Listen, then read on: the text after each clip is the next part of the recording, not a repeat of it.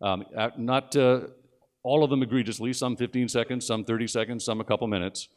But I have worked out a way to hasten the departure of a speaker who's over their time tonight. And so, again, I'll urge you to stay within the time limit so we can respect the will of the body and get us all out of here at a decent hour. Second, we do have a couple speakers who have asked in advance if they could have more than 5 minutes. And by the way, on the 5-minute rule we had the other night, that applies to a motion in front of the body.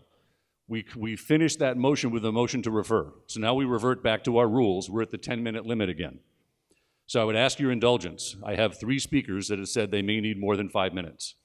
So when we get there, I've recognized those 3 speakers, and I'm going to ask the select board chair to zip things along. If he would invoke the motion to call the question, that'll get us to the 5-minute limit, and then we'll see how people want to speak. How's that? Okay. With that, I will now recognize the select board chair, Mike Zulis. Thank you, Mr. Moderator. Mike Zulis, Precinct 3, Town Meeting Member, Chair of the Select Board. Select Board, Mr. Moderator, moves to approve Article 1 as printed in the warrant with the following correction. On page 19, Section G, parentheses, Granite Avenue Sub-District, subsection 2, parentheses, applicability, close parentheses, shall be changed to up to 4.5 stories, so it is consistent with page 20, Section G, parentheses, Granite Avenue Sub-District, close parentheses, subsection 5, parentheses, table of dimensional standards. This is to correct a typo. Is there a second? This would have been a quick meeting if we didn't have a second, but here we go. All right, thank you. Motion's been made and seconded. By the way, by prior discussion with town council and the select board, we do not need a separate motion to adopt the typo. The reason is this is just the same thing as when the warrant committee gets an article and they make a recommendation, which becomes our motion on the floor. They also make wording changes. And we don't vote on the delta between the warrant committee recommendation and the article, and we don't need to vote on this as a separate change of the typo. So you have before you the article as printed with the single typo found on page 11. You can see in the bottom right where it says 4 stories, it'll now say 4.5 stories. So with that, by prior agreement, I did have a member who wishes to speak and rise, Mr. Michael Musto. I'll recognize Mr. Musto.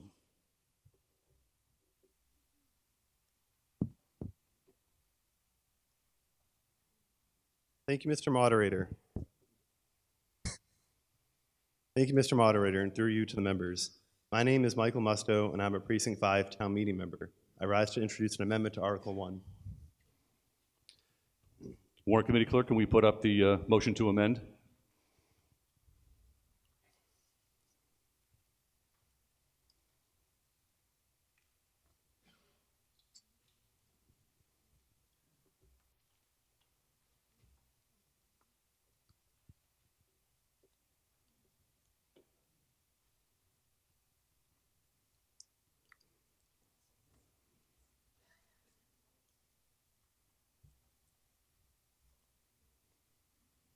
Switch not working, Karen?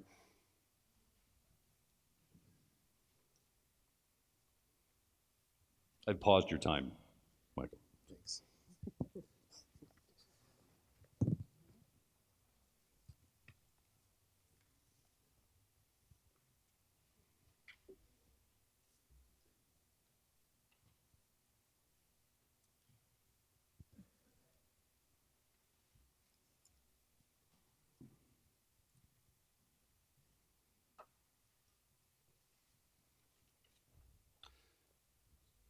While that's happening, why don't I read the text that Mr. Musto has submitted. So if you go to your Article 1 and turn, I'll get the page here for you. And you turn to page, let's see, 29. The definition section. Mr. Moderator, the amendment's up there now. Got it up? Very good. Yep.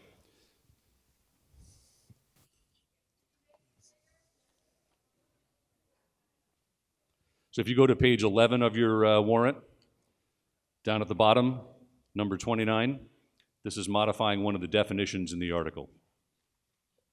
Bottom 11, number 29. Mr. Musso, please continue. Yes, so I introduced the amendment on behalf of resident Matt Walko from Precinct 1. Definitions matter, and a definition that is counterfactual should be revised to reflect what the legislature passed in Mass General Laws, Chapter 40A, Section 3A. The statute states that a district of reasonable size must be located not more than 0.5 miles from a commuter rail station, subway station, ferry terminal, or bus station. The issue at hand is, what is a subway station? The article before us defines a subway station as, quote, any of the stops along the MBTA red line, green line, orange line, or blue line. The legislature did not use the terms bus stop or subway stop or even subway line. It used subway station and bus station. Our current definition is counterfactual to what a trolley stop actually is and should be corrected. The amendment would strike, if we could, I don't know if we're struggling to get up there, but the amendment would strike the current definition of subway station and insert the following language. Subway station. Any fixed platform serving as a point of embarkation for passengers that provides year-round service for high-capacity MBTA mass transit vehicles that regularly travel into and through subways. Further, there is an addition to this amendment, section B. One sec. It would also add in the following definition for bus station to ensure we are being consistent and not leaving anything out or overlooking something we should include, as Milton does have bus stops throughout town. Bus station. Any fixed sheltered platform serving as a point of embarkation for passengers that provides year-round service for a high-capacity MBTA dedicated bus line where the area around such fixed platform is highly suitable for multifamily housing. A bus stop is not a bus station. Any further comments, Mr. Musto? Nope. Okay. Now I'd like to recognize Mr. Matt Walko, the citizen by prior agreement, is a registered voter, and wants to explain the thinking behind his proposed amendment via Mr. Musto. Is my mic on? No. Thank you, Mr. Moderator. My name is Matthew Walko. I'm 76 Hudson Street, Precinct 1. I'm a resident of Milton for 25 years, an attorney in the Commonwealth for 30 years. And reviewing the article, I noted that the definition section was not in compliance what we know as a fact is a subway station. Now, when the legislature enacts a specific statute and uses specific words, it is inconsistent with the legislative intent to redefine the term to be something other than what is from the statute. So not only did the legislature not use the term subway line or bus stop, when the guidelines were promulgated by the executive office, they made it very clear that bus station is not a bus stop, because they defined bus station essentially as the Silver Line. And we don't have anything like the Silver Line here. Also, in Chapter 48, which is the zoning chapter, under Section 1A, which is the definitional section, there's a definition that talks about eligible locations. And that eligible locations actually has a much broader definition. And it talks about areas near transit stations, including rapid transit. So a very different definition. And the legislature could have used, when it was defining the obligations, the phrase eligible locations, because that's already a defined term, but it didn't. It used subway station, bus station, commuter rail station. And so what is a subway station? Now we know that there are many different kinds of ways. There are highways, and byways, and pathways, and waterways, and subways. And what's the difference between a subway and all those other ways? It's a subterranean way. It's a way that's underground. And so when we have in the article, which seems to me just an oversight, a definition that's counterfactual, as was pointed out, I think that's not the best way to approach it, that we should have a definition that actually reflects what the evidence is. Now, when you are considering what this means for the future of the town, I think it's important that we approach it in a neutral manner that doesn't really favor one side or the other in what seems to be the debate in the town. Now, there are legal doctrines that talk about what the Executive Office of Housing can do in interpreting its own sort of task. And it's clear from the precedent that when you have mere guidelines that don't have the effect of regulations, then those guidelines do not have the force of law, but they're entitled, as town council has pointed out, to substantial deference, so long as they're not inconsistent with the intent of the statute and the plain language of the statute. So the plain language, I think, of a subway station is not a subway line. And it's certainly not what the defined term eligible locations is under Chapter 40A, Section 1A. Now, you might recall that why does the statute have that definition for eligible locations? It's because the statute only requires a simple majority vote when you're doing multifamily housing in an eligible location. And if you're not in an eligible location, then you need a 2/3 vote for town meeting. So it certainly knew everything about that. And when you have guidelines that talk about what is going to be compliant with the statute, have to recognize that what we have here essentially is the difference between a community that is a subway station, bus station community, Silver Line, Red Line, versus an adjacent community at a much different percentage, 20% versus 10%. Now, you look at the actual vehicles involved, and you say, well, why is it that an adjacent community only has 10%, whereas a subway station, bus station community has a 20%? Well, it has to do with capacity and frequency. When you're looking at the cars on the lines, the trolley line, maybe 30 seats. Commuter rail, 120 seats. 200 seats for the double-deckers. The Red Line, like 40 seats. Obviously, a lot more standing room there. But the Red Line has much higher, right? The 20%, because it comes often at high, in prime time, so to speak, every 5 to 8 minutes. Commuter rail, although they can hold a lot more people, comes once an hour. So that's why there's a big difference. And when you think about why it is that there's this hierarchy, we should not constrain the town with an inaccurate definition just to start. Let's just have an accurate definition, define what it is, and then obviously everybody has their own view on what we should do about it, and that's part of the article, and I'm not speaking to that question. But there is a principle that's out there where it talks about, from the U.S. Supreme Court, a case called National Railroad Passenger Corporation versus National Association of Railroad Passengers from 1974. A frequently stated principle of statutory construction is that when legislation expressly provides a particular remedy or remedies, courts should not expand the coverage of the statute to other remedies. Okay? So we have a statute that's set up. First section talks about what needs to be done.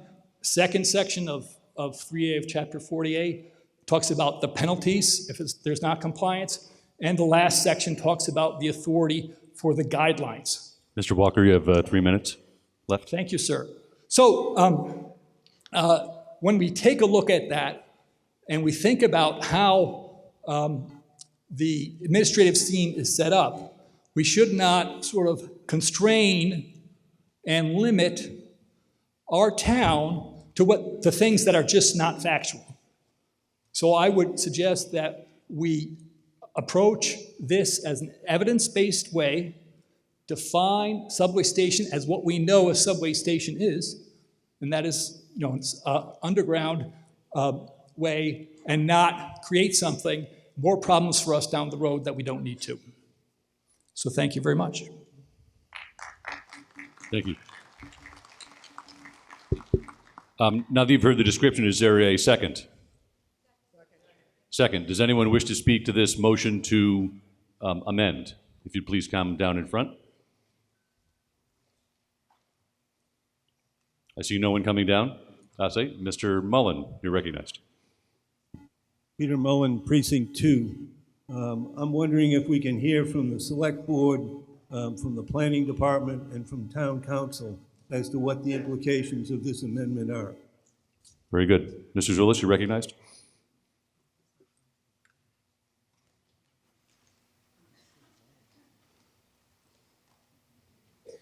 Thank you, Mr. Thank you, Mr. Moderator. Mike Zulus, Precinct 3, Town Meeting Member and Chair of the Select Board. The Select Board does not support this amendment. And just a few points. The direct answer to the question is, if this amendment were adopted, then the article and the zoning would include a definition that is different from the definition which is in the guidelines promulgated pursuant to the law. So what is likely is that this change to the definition, which is different than the guidelines promulgated pursuant to the law, would render this non-compliant. So it's likely that this would be found to be a non-compliant article by the Department of Housing and Livable Communities. That's the consequence of this amendment, the likely consequence of this amendment. Now, just a few points. The speaker talked about what is factual and what is counterfactual. What is factual is how the Department of Housing and Livable Communities defined subway station according to the guidelines and promulgated pursuant to the law. And the way the Department of Housing and Livable Communities defined it was as we defined it and as it's originally defined in your article. It's defined as a stop along the subway lines. Now, the Select Board, after initially deferring in large respect to the Planning Board, when the Select Board became involved more directly in August and September, we advocated for reclassification, first to the MBTA with respect to the definitions, and then in September, that was in August, and then in September with the Department of Housing and Livable Communities. And those efforts for reclassification were not accepted. So we are left with what the guidelines provide and how to comply with the law and how to comply with the guidelines. The only way to comply with the law and to comply with the guidelines is to keep these definitions the same. There's one aspect in which this definition that we have in your article of transit, let me get it in front of me, of transit station is different from the guidelines promulgated pursuant to the law. And that is, in your definition and our article's definition, there is no definition of bus station. The reason bus station is not included is because, as the speaker pointed out, bus station applies to the Silver Line. We don't have the Silver Line in Milton, and so that's why bus station is not included in our article's definition of a transit station. We do have subway stations in Milton according to the definition of the Department of Livable Communities and the MBTA.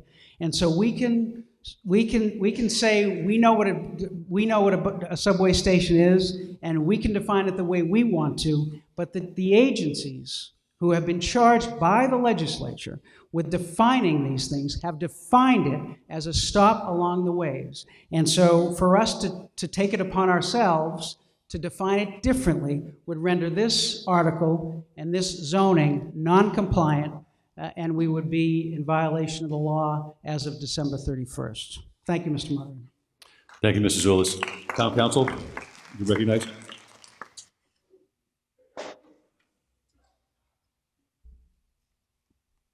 Thank you, Mr. Moderator. First of all, this being my first occasion to address town meeting, I'd be remiss if I didn't underscore how deeply honored I am to serve the town in this role. I agree wholeheartedly with that conclusion, that this would render the bylaw susceptible to a conclusion from HLC that it's non-compliant. Anytime you tinker with terms that are defined in, in this case in the guidelines, I'm pretty comfortable that that the AG would take the position that it runs afoul of the terms as they're defined in the guidelines, and that HLC would conclude that it's non-compliant. So I agree with that proposition. Thank you, Mr. Milton. Then Planning Board, I don't see Ms. Hall here tonight unless I'm missing her. Is there a representative of the Planning Board that wishes to comment on this? Leave it to you. Please? Okay.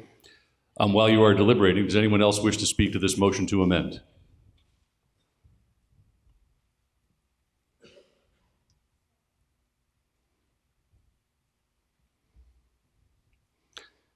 Meanwhile, I've asked the Planning Board, they've been aware of this in advance, and they're going to vote on their opinion on this motion.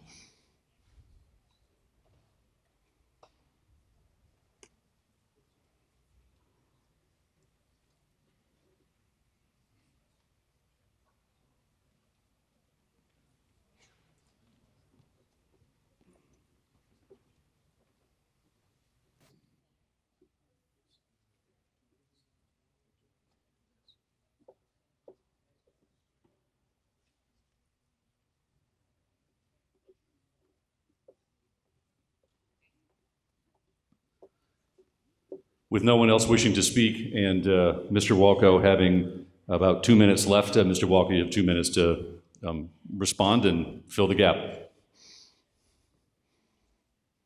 Thank you, Mr. Moderator. Matthew Walko, 76 Hudson Street, Precinct 1.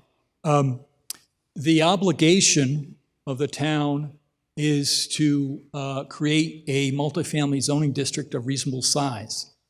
And the task of the Executive Office of Housing is to determine whether the town has complied with that obligation. The definition of transit station does not play into it one way or another. Our zoning amendment, Article 1, if it's passed as proposed and not changed in any way, will establish zoning districts that are multifamily districts, and those districts will then be measured against whatever criteria that the Executive Office believes is correct. So whether or not the Executive Office is correct in its definition, I think it's plainly wrong, and everybody knows that, who has ever tried to distinguish what a subway is versus a trolley. It's irrelevant, because the obligation is whether or not you have a reasonably sized multifamily zoning district. And that is the determination that the law requires the guidelines to speak to. So what our obligation as town meeting members is to decide for the town whether we will create criteria that is intentionally counterfactual, or whether we'll be honest with each other and the rest of the town that you all represent and adopt a definition that is factually based. Thank you, Mr. Walko. Planning Board, you completed your deliberations?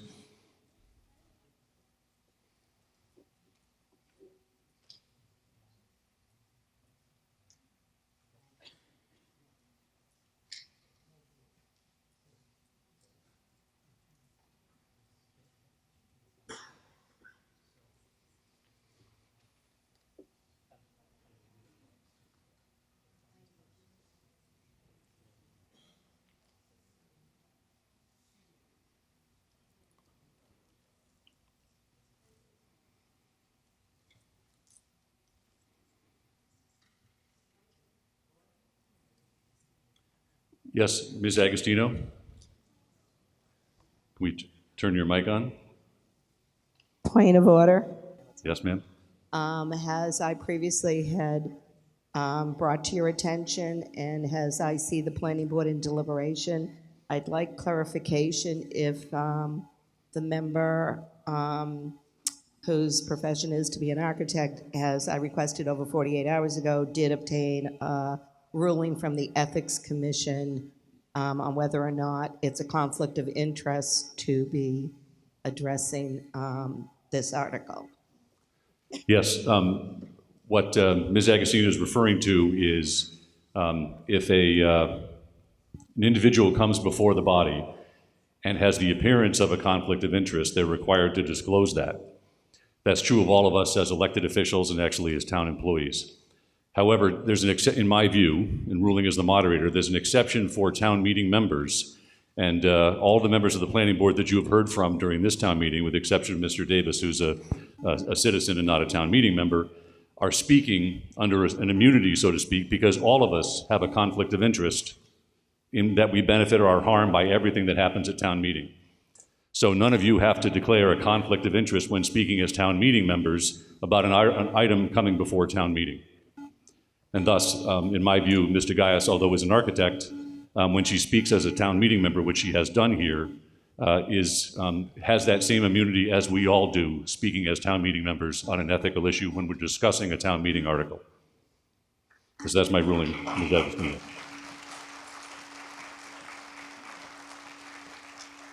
Yes, ma'am. My point of order, or point with the concern of a conflict of interest, pertains to the deliberation that's currently ongoing has the planning board. They're not meeting to vote as town meeting members.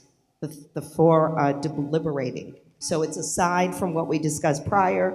We both agreed town meeting members don't come under the conflict law. However, every elected official does, and so there's a deliberation, and it's during that deliberation that if you take a presentation on their vote, the vote's made as a planning board member. Again, Ms. Agostino, I think that these are members who, again, are operating under town meeting. As you know, town meeting is not even subject to the open meeting law, so they can meet here without an announcement. And I'm not taking them as meeting and voting on something independent of town meeting. They are voting on something at town meeting. And so in my view, their deliberations are still covered by that town meeting member immunity.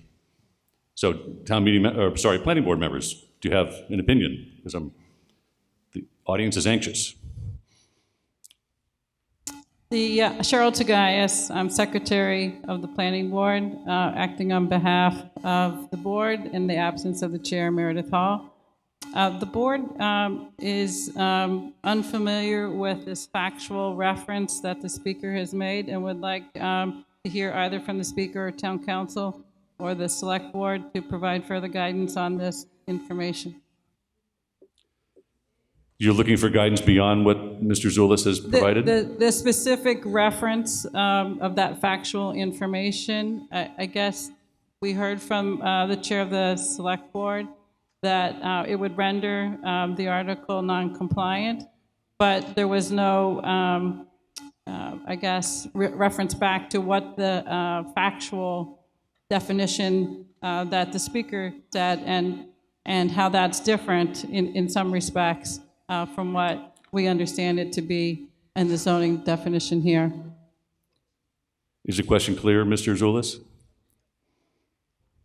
I think she's saying, you said that this would put us in conflict with the guidelines. Are you looking for the specific section of the guidelines that would be in conflict, Mr. Gaius?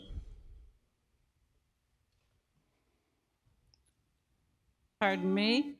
The factual definition that the speaker said that he has, where did that come from? You're looking for Mr. Walco to answer that? Yes, Mr. Walco, you're recognized to answer Mr. Gaius' question. Matthew Walco, 76 Hudson Street, Precinct 1. When a neutral, such as a judge, were to evaluate what a subway station is, if the guidelines were given force of law, then under the Administrative Procedure Act, you would be required to hold a hearing in order for them to be effective. Otherwise, the guidelines are just persuasive authority and don't have the force of law. The facts that I'm talking about is the Mattapan trolley a subway or not? And you can prove that, and if you had a chance for a hearing under the Administrative Procedure Act, you could put a bureaucrat on the stand and cross-examine them and ask them, how many times in the last 80 years that the trolleys have run, have they gone underground? Not any. It is not actually a subway, and thus none of those stops are factually subway stations, unless you engage in this sort of magical thinking and say, well, we define them that they are. Mr. Just Walko, because. if I could follow up on that. So is there a specific section of state law or guidelines that defines has this definition that you find is counterfactual? Or, because that's a specific question. The chairman of the select board is absolutely correct that they took the definition that the executive office promulgated and they engrafted that into the current article. And the basis for that is the same as the basis for this amendment, which is, what do you believe is the actual state of reality, right? The select board sent a letter saying, well, it's not part of the red line. I'm saying it's not even a subway station. So, sir, just so you're saying that the language in HLC guidelines, if I have the right term, are incorrect definitions of a subway station? That is trying to answer correct. Yes. Okay. So, do you have access to those, Mr. Zulis or Mr. Jawinski? Is it the guidelines, Mr. Moderator? Yes, please. Yes. Thank you. We have the guidelines. So in the guidelines, I'm sorry, Mike Zulis, Precinct 3 Town Meeting Member, Chair of the Select Board. In the guidelines, as the Speaker acknowledged, subway station is defined the same way we define it in the article and in the zoning, which is a stop along the way. Now, the Speaker is trying to suggest that the Massachusetts Department of Transportation and the MBTA and the Department of Housing and Livable Communities, who promulgated these regulations and defined subway in that way, are all wrong, and seeks to supplant his definition of a subway for what those agencies of the government, including the MBTA, which clearly has subway and lists the Mattapan trolley under its subway, he's trying to suggest a definition that is different from all those departments. And that's fine, and he's entitled to his own opinion. But our body needs, in order to comply with the law, needs to focus on what these agencies and what those definitions are. And in order to comply, our definitions have to match the definitions of the Department of Housing and Livable Communities, the MBTA, and the Massachusetts Department of Transportation. Thank you, Mr. Moderator. Thank you, Mr. Gaius. Did that answer your question then?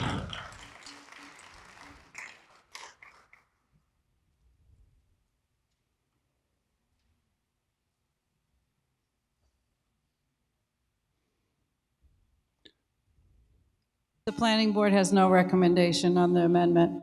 Thank you. And now, ma'am, are you representing Ms. Tagayas to speak on this motion to amend?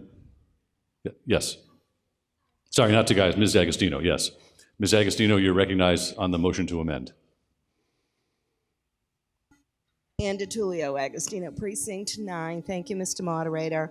I just want to clarify what the chair of the select board just stated and what the attorney Walko mentioned.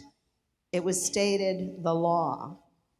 However, the law is only about 65 words and does not get into this detail of the definition. It was written in guidelines, which we've all heard about the guidelines. It's some 100 pages of guidelines.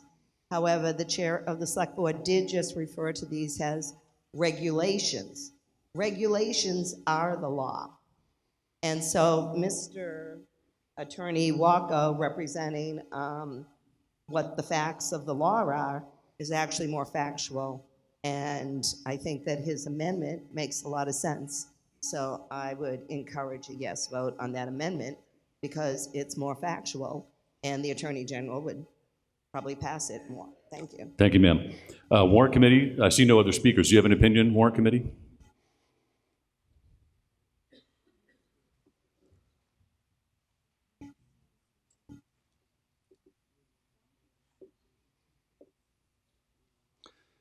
As a reminder, if you're fairly new to town meeting, when we have an amendment, we always go back to the submitting authority, and we end with an opinion of the Warrant Committee about their vote on amendments, which they're taking right now.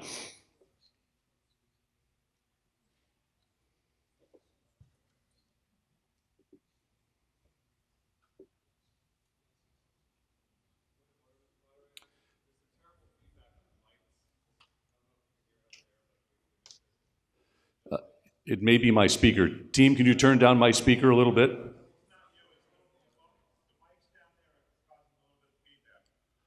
Okay. Team, can you take a moment, perhaps make some adjustments? Thank you for letting me know. I can't hear what you hear. I just hear a speaker back here behind me.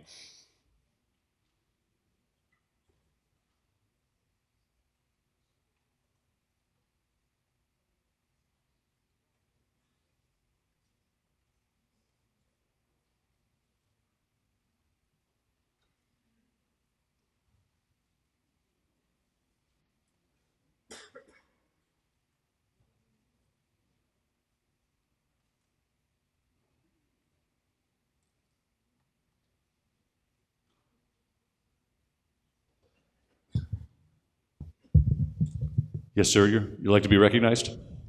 Please. Darnell Turner. I had a quick question for the town council or whoever can answer this question. If this definition does get changed and passed, is it the select board's opinion that we will be passing an article that will be out of scope of what we need to do here tonight? Or will we,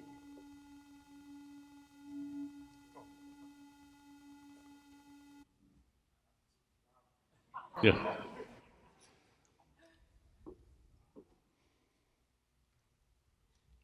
my question is to town council and the select board. If we change this information that's here, make this definitions part of this article, and we pass this article, will we be passing an article that you believe will be out of compliance with the regulations? So we have to be back here doing this all over again? Or should we be shutting down this article if this passed because we be passing something out of compliance? And I just want to know if that's what's going to happen here. Thank you, Mr. Turner. Mr. Zulis, you're recognized. Thank you, Mr. Moderator. Mike Zulis, Precinct 3 Town Meeting Member, Chair of the Select Board. It's the view, the Select Board voted not to support this article, and I think it's, is that okay? Amend, sorry. Not to support this amendment. Not to support this amendment, and I think it's fair to say that our view is that if this change is made, that this zoning will be non-compliant with the MBTA Communities Act as of December 31st, and we will be in violation of the law and subject to the consequences. Thank you, Mr. Moderator. Thank you. I'd like to now hear from the Warrant Committee. Mr. Humphries, do you have a vote? Dave? Almost there. Okay.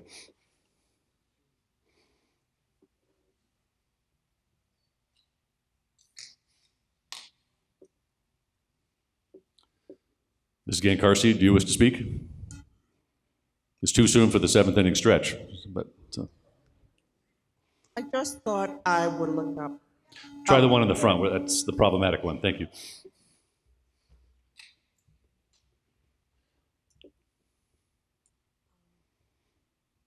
Good evening. Joan Yankarski, Precinct 1, who has already had inquiries made if she is interested in selling her house. That happened last week. Anyway, I thought I'd just look up Mass General Law definitions. I worked for the Commonwealth I wrote policy. We wrote definitions. The definition I find says subway station means any of the stops along the MBTA red line, green line, orange line, or blue line, including any extension to such lines now under construction and scheduled to begin service before the end of 2023. Okay, and that's in this article. In the Mattapan line, from my reading, does not fit that criteria. Okay. Thank you, ma'am. Okay, with that, I'm going to close off debate. Warrant Committee, are we ready? Thank you.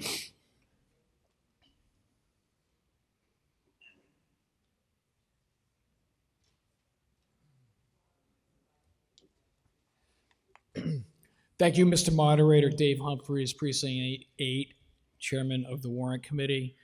Having discussed this matter and taken it to a vote, the Warrant Committee does not recommend this amendment. Thank you. With that, we will open up. First, we're going to do a test on your devices. I neglected to do that before, just to make sure everybody's okay. So our team is going to put up the polling question. Could we switch the device over? Thank you, Karen. There we go. All in favor of pineapple on your pizza, please press the letter 1 or A. All opposed, please press 2 or B. Abstain, C. This is a test vote. It's a test vote of your devices. We're just trying to get all the kinks out.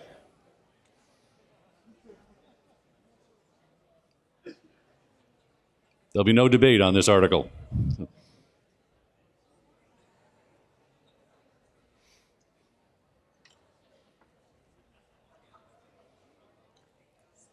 If anyone's having trouble with your device, it didn't light up, then please come down and see Mr. Mallet, and we'll fix it.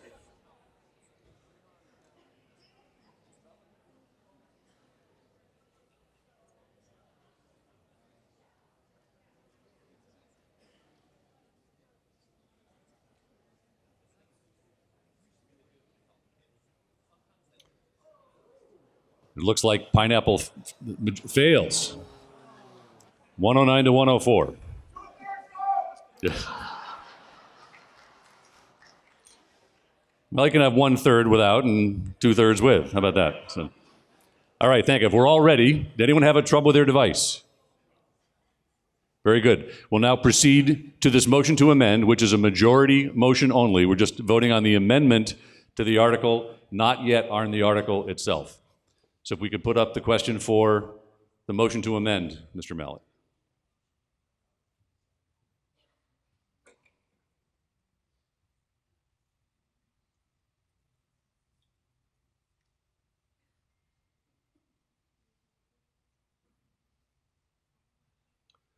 All those in favor of the motion amend, please signify by pressing A or 1, opposed 2 or B, or abstain.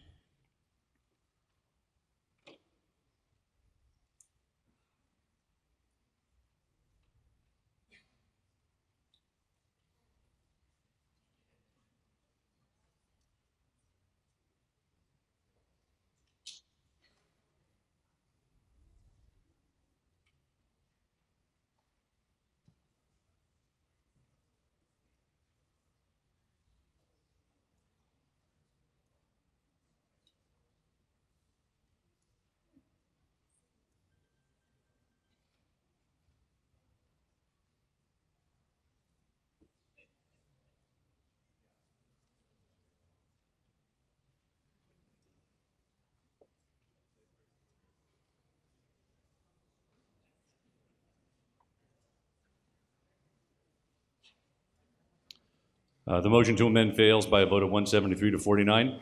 We'll now proceed by prior agreement. Mr. Brian Kelly asked for permission to speak, after which I'll entertain a motion for Mr. Zulus to move the question, which will reduce us to 5 minutes. So, Mr. Kelly, you're recognized.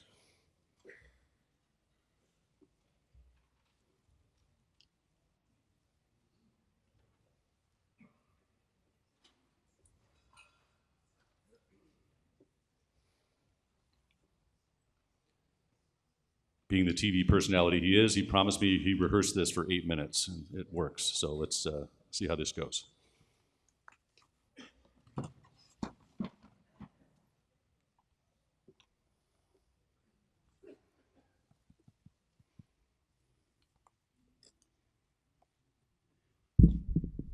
Good evening, Brian Kelly, Precinct 7. Do I supposed to be my address too or something? Hope Ave, Precinct 7? Okay. Voting no to get it right is not breaking an oath.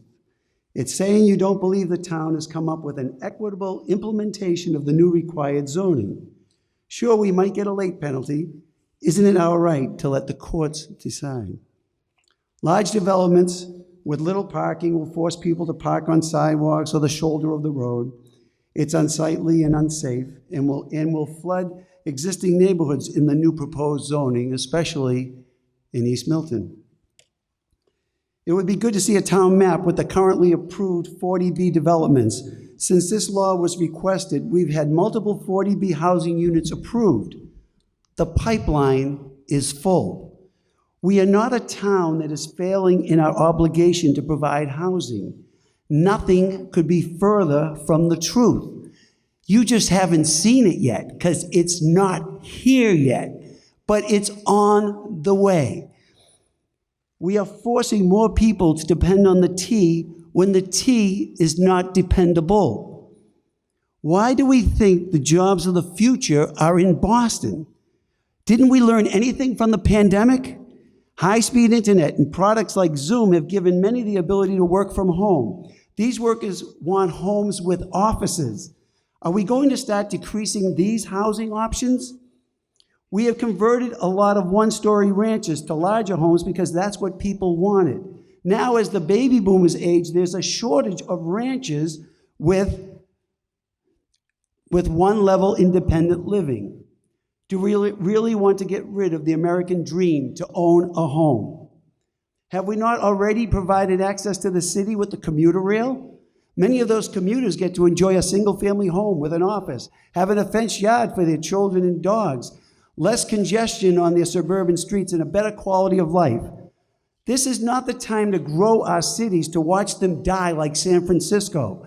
The commuter rail appears to be dependable, a little more comfortable than the Red Line, and faster too. Some of these commuters even have train friends. Do you have train friends on the Red Line? While so-called rapid transit has been neglected, did we not recently lose a Milton resident to a neglected flight of MBTA stairs?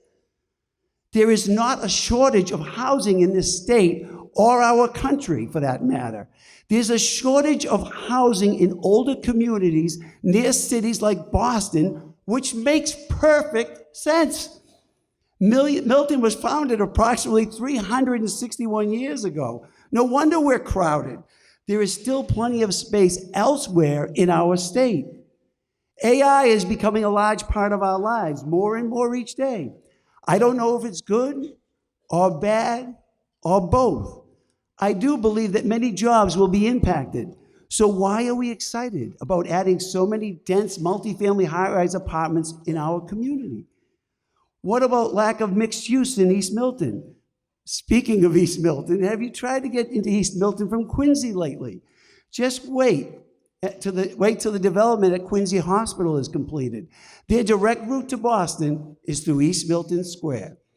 There are a lot of provisions in the law that need to be tweaked. Since COVID, we have learned about isolation and the mental toll it took on many people, including some of you or your loved ones. Do you think this is the end of pandemics? Maybe. Where would you rather live in a pandemic? A large apartment complex in East Milton Square with 93 residents, or your own single-family dwelling? I believe the new zoning does not allow studio apartments. At least I see no mention of them. What is to prevent the state from approving taller buildings than the zoning maximum if other issues like potential flooding over on East Milton, Granite Ave, force them to go higher? I took images of the traffic on Granite Ave this morning. You can see the map. I'm not showing you. I didn't want to waste your time, okay? But I have them on my phone if you want to see later. Milton is unique as far as traffic because we are a gateway to Boston with bridges bringing extraordinary traffic through our town. We host 4 of 5 main arteries across the Neponset River into Boston. Funny, they're defined as arteries. Now, I got something here. It's a gift for the moderator so I can go longer.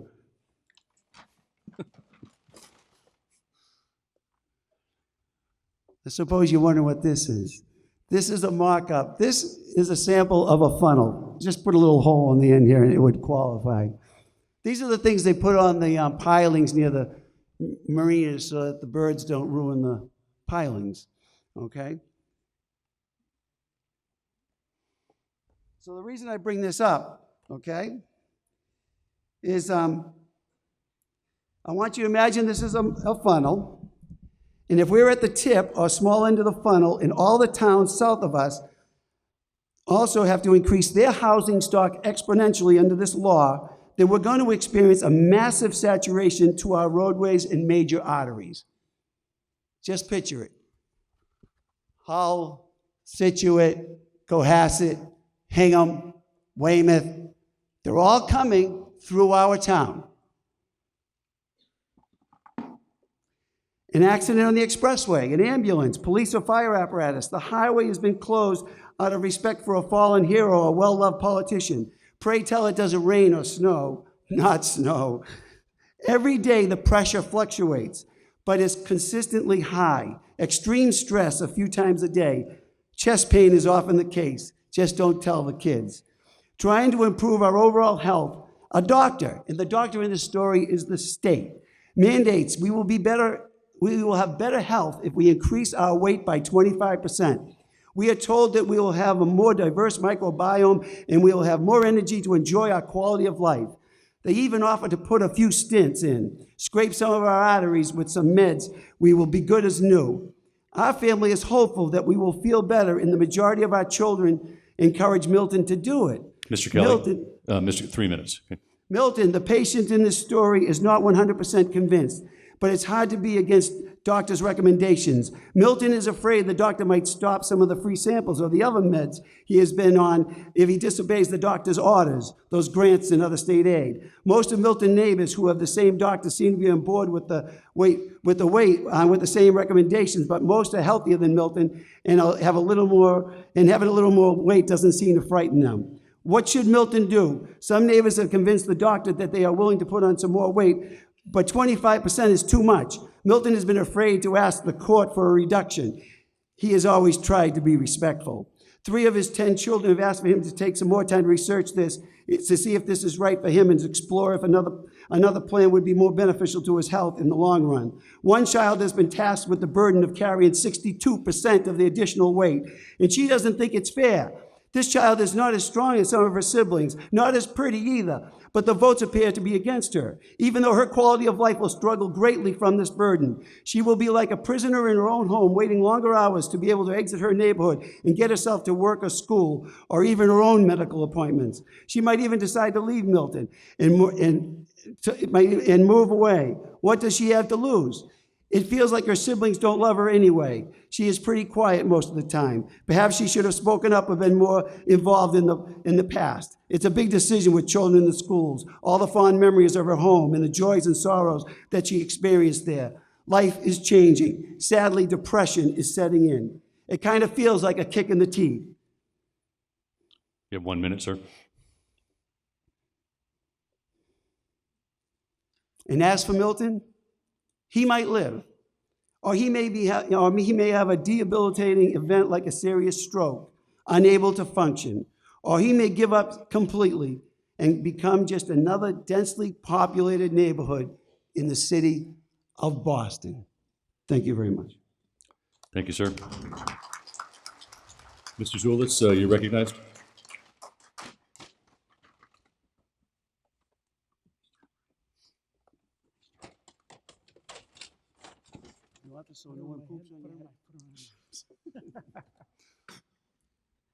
Thank you, Mr. Moderator. Mike Zulis, Precinct 3 Town Meeting Member, Chair of the Select Board.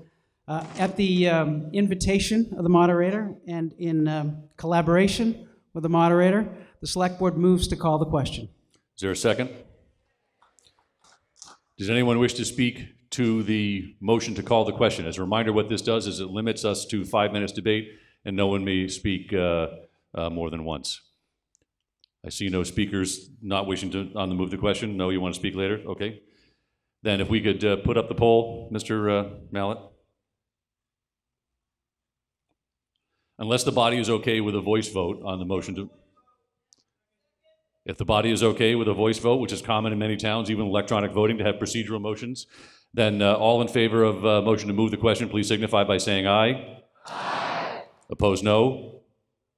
I declare it unanimous. Thank you. With that, I think I see, ma'am, I think you're first to be recognized on the end. Would you like to speak?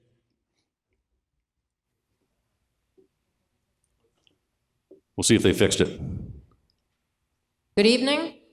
Very good. Hi, Janet Ferrone, Town Meeting Member, Precinct 2, 71 Central Ave. I'd like to start off by reading an excerpt from Governor Maura Healey that was on WBUR on December 8th, less than a week ago. She says, but importantly to the point you get about the MBTA Communities Act, I think I've been really clear about this. I take enforcement of that law very seriously. I'm hoping that all will come into compliance, and I have said that for those who don't, you will see withholding of state money. In fact, what we did under our administration is we took the existing list of programs that communities weren't going to get money for, they didn't comply, and we actually added to that list. We more than doubled that list. So you know, right now the communities, if you don't comply with the act, then you're going to see us withholding as a state money for any number of programs that you are used to receiving money for. And that includes schools, it includes roads and bridges, it includes for a whole host of things that are important to communities. So you know we've seen significant compliance, but we're not all the way there yet. And that's the end of the excerpt. So the governor has made it very clear that this will be enforced and that Milton puts itself at risk of losing needed funds, including the possible loss of almost $30 million for a new school building next year. As a career educator of more than 40 years, I'm frightened as to what denial of funding would mean for our students, our teachers, our schools, as well as our property values. We're not talking about interest. We're talking seriously about denial of funding.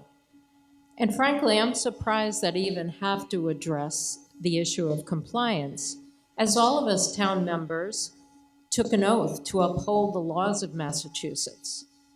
The law is the law, funding is funding, and that funding is dependent on the law. So I urge all of you to quickly vote yes on Article 1. Thank you.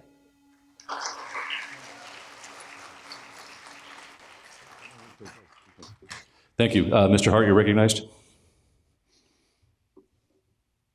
Thank you, Mr. Moderator. Chris Hart, Town Meeting Member, Precinct 5. I rise in support of Article 1, and I have 2 points.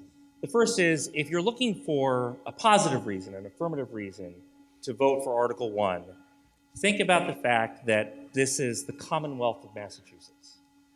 We've talked about, in one way or another, the housing crisis that bipartisan administrations have recognized in the Commonwealth of Massachusetts. Milton is part of the Commonwealth of Massachusetts. Have you ever stopped to think about the Commonwealth, the fact that we say Commonwealth and not state? It's about the common good. It's about not just what's within our borders, but it's about how we are connected to the communities around us. It's about the common good of Massachusetts. If you're looking for a positive reason, think about the common good. But if you're looking for maybe a less positive reason, think about the rule of law. And we've heard a lot about the consequences. The previous speaker just spoke about some of the consequences of not being in compliance. You might not like this law for all the reasons that I've heard speakers say. You might not think it's a good law. You might think it's going to be the wrong policy choice for the Commonwealth or for Milton. You might not like this law, but surely you support the rule of law, and that we should be as a town in compliance with the laws, not just because of the obvious consequences that will come in the loss of grant funding, in having to be on the wrong side of an enforcement action by the Attorney General's office, in litigation by other groups. We will face that. That will happen. It's not just for that reason. I don't want the embarrassment of being a town already spotlighted by the Globe of not being in compliance because we didn't believe in the common good. I want to be a town that cares about its reputation and cares about the rule of law. So, if you're looking for some reason, vote in favor of Article 1 because you believe in the rule of law, but really vote for Article 1 because you believe in the common good. Thank you. Thank you. Mr. Musto, you're still seated in front. Do you wish to speak to this article? In a moment. Then Ms. Swenson, you're next. So I don't see anyone else other than Ms. Swenson and Mr. Musto, and then we'll close off debate, except for Mr. Fahey, who's walking over. That anyone else? I see Ms. Agostino, Ms. Oldfield. Okay, we'll get everybody down that wants to talk, and then we'll move along. Yes, Ms. Swenson, you're recognized. Thank you, Moderator Hiss. Town Meeting Member, Precinct 5, Denny Swenson, former chair, former member of the Planning Board. This plan has 1,600 net new units. 1,100 of the net new units are in East Milton. East Milton is the sacrificial lamb to make this plan more palatable for the rest of the town. But the rest of the citizens all over town will be impacted because of the costs of this zoning and the traffic caused by this zoning is in no way acknowledged, nor is it planned for within this effort. Milton does not have rapid transit. We are wrongly classified. The trolley will not absorb the proposed 1,600 net new units in town. Transportation should be a key part of this planning. The trolley can't meet the needs that we are creating with this zoning. As electeds, we work with the state and for the citizens of Milton. The legislature said what would happen in the statute, and that was the loss of grant money. I think it was 3 grants that were listed. The legislature said what the penalty was, and that was it. The nonprofits lawsuit was dismissed. They keep making threats to scare, but the legislature has spoken. That's the law. That is what we should have consensus and work together across all of our boards to advocate for reclassification. Look at the MBTA's deficit and its huge infrastructural shortcomings. It is unlikely they will get around to making sweeping improvements to this small, barely used offshoot of the system. They have much bigger issues to address before overhauling our little trolley. We could explore showing the state we are working with them by putting forth a 1,000-unit adjacent community plan, such as the Planning Board has been working on. And if they ever improve the MBTA capacity for Milton, we can add more density then. We could demonstrate a plan for that and show the state that we're working with the state for the citizens of Milton. Good zoning involves good planning. You go to the site, you walk all the way around the site, you study it with all of your checklists and an open mind. And you do your best to understand its topography, any environmental impacts, its context within the neighborhood and within the community, the infrastructural impacts, the traffic impacts. Good zoning involves a thoughtful public process that listens to those who are affected. The approach here with this article was backwards. Not anyone here's fault. It was the state mandate. It was basically looking at a map, trying to squeeze in 2,500 units in a politically expedient way. But good zoning is not impulsive. Good zoning is not reactive or trendy or punitive. It avoids pitting neighborhoods against one another. Ms. Swenson, you have 2 minutes. Okay. I think very well-meaning people want to do good things here. I do too. There are good and positive theories and concepts here to test out and to accomplish in some way. I want to achieve those goals too.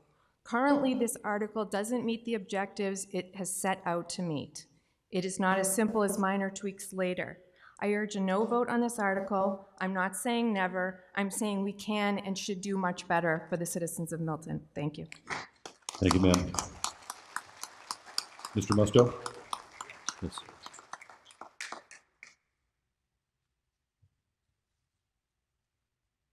So, Mike Musto, whoa, that is really loud. Mike Musto, Precinct 5, town meeting member. So I just want to touch on a few comments that were made and then make a few points of my own. So first, we heard one of our colleagues mention the common good, right? So we have 2461 units, and I would just suggest that if that is doing the common good, wouldn't doing even more than that be even better for the common good? Maybe 5,000, for example. Obviously, I'm being sarcastic. I don't support 2461, never mind 5,000. We got this RKG study. We've heard that, it's not necessarily complete. Planning board says they need more information. But I mean, I get it. We can make money on 5,000, right? We can make money on all this. We've heard the talk of the consequences of this is the rule of law. When we judge a proposal, we need to judge the risks, the benefits, the costs, right? Right now, there are 4 programs listed in the statute. There were 3 initially, right, that we would lose out on grant funding for. And they added a 4th one on May 30th, 2023. If you go to your legislative history on Westlaw and Alexis, you'll find that. Meanwhile, the agency added an additional 9. So ultimately, when we talk about, I know what the speaker said, we'd lose $30 million. That is just a straight up lie, actually. And so I just want to be factual on that. Now, I'm not saying that this is just not a cost at all. We've heard the number $35,000. An average of $35,000 a year is what we'd miss out on. And grant money, grants that run on a yearly basis, right? So I know very few, if any, people saying, oh, let's just never comply. Nobody's saying never comply, okay?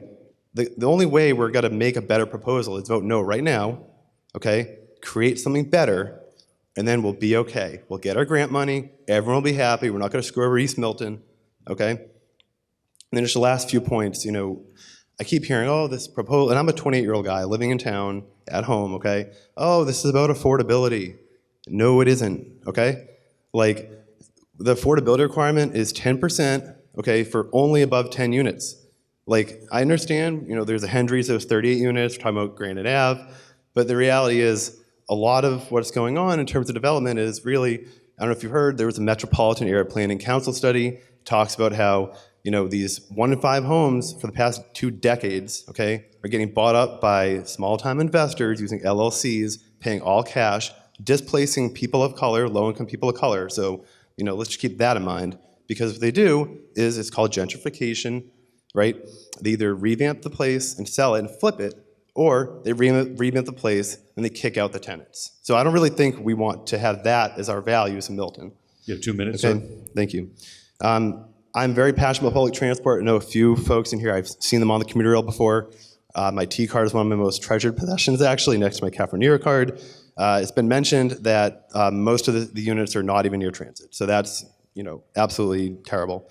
Because I'm all for getting people out of cars and onto transit. We talk about reclassification. With all due respect, you didn't ask for reclassification, okay?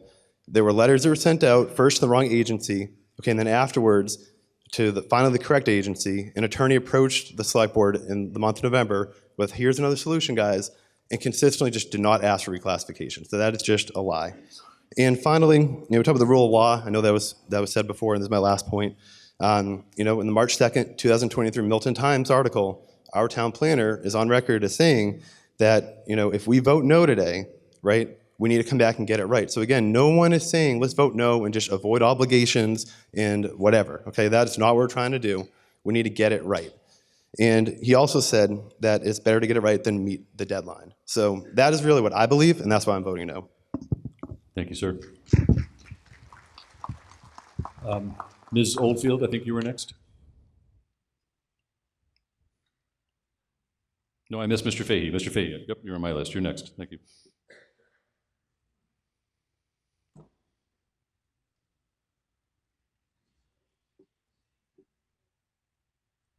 Thank you, Mr. Moderator.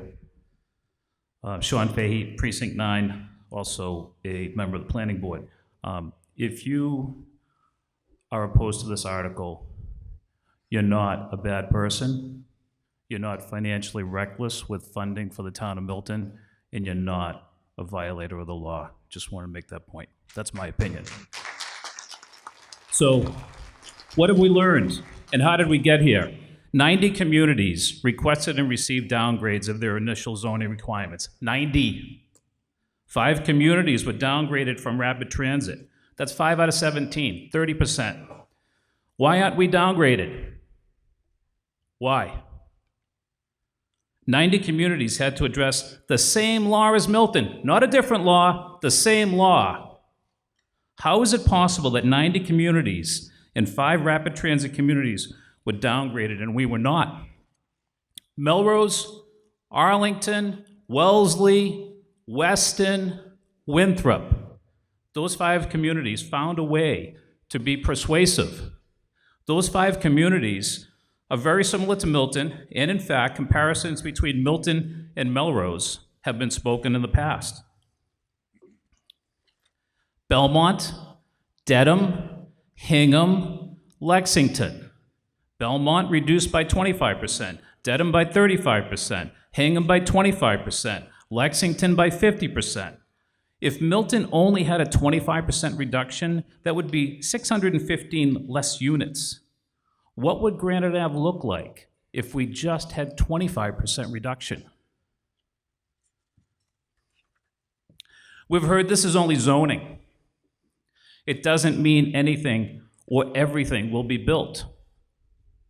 That, in my opinion, is irrational and an attempt to pacify the concerned. Any town that passes zoning should only do so with the expectation that what is zoned will be built. Any expectation less than that is reckless. Our select board is the executive body of our town government.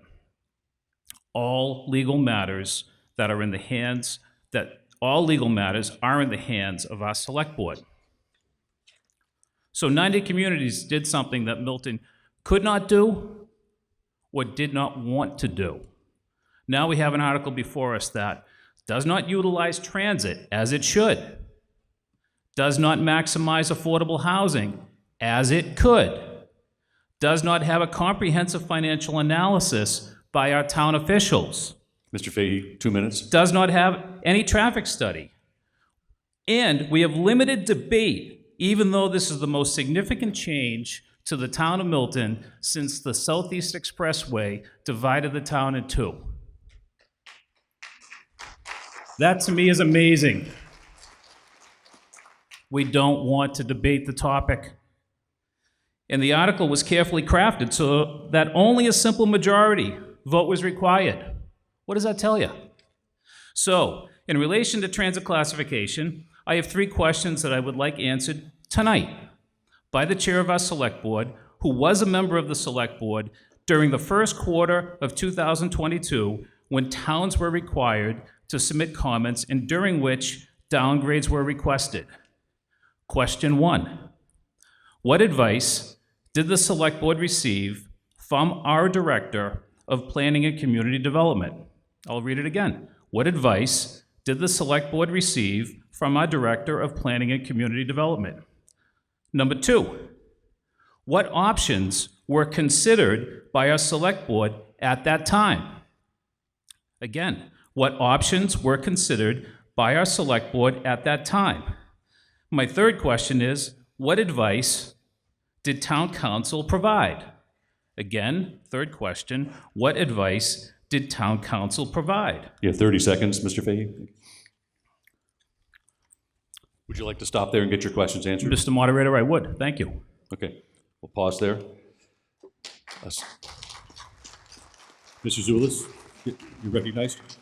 Do you have the 3 questions? I can repeat if you need. Very good.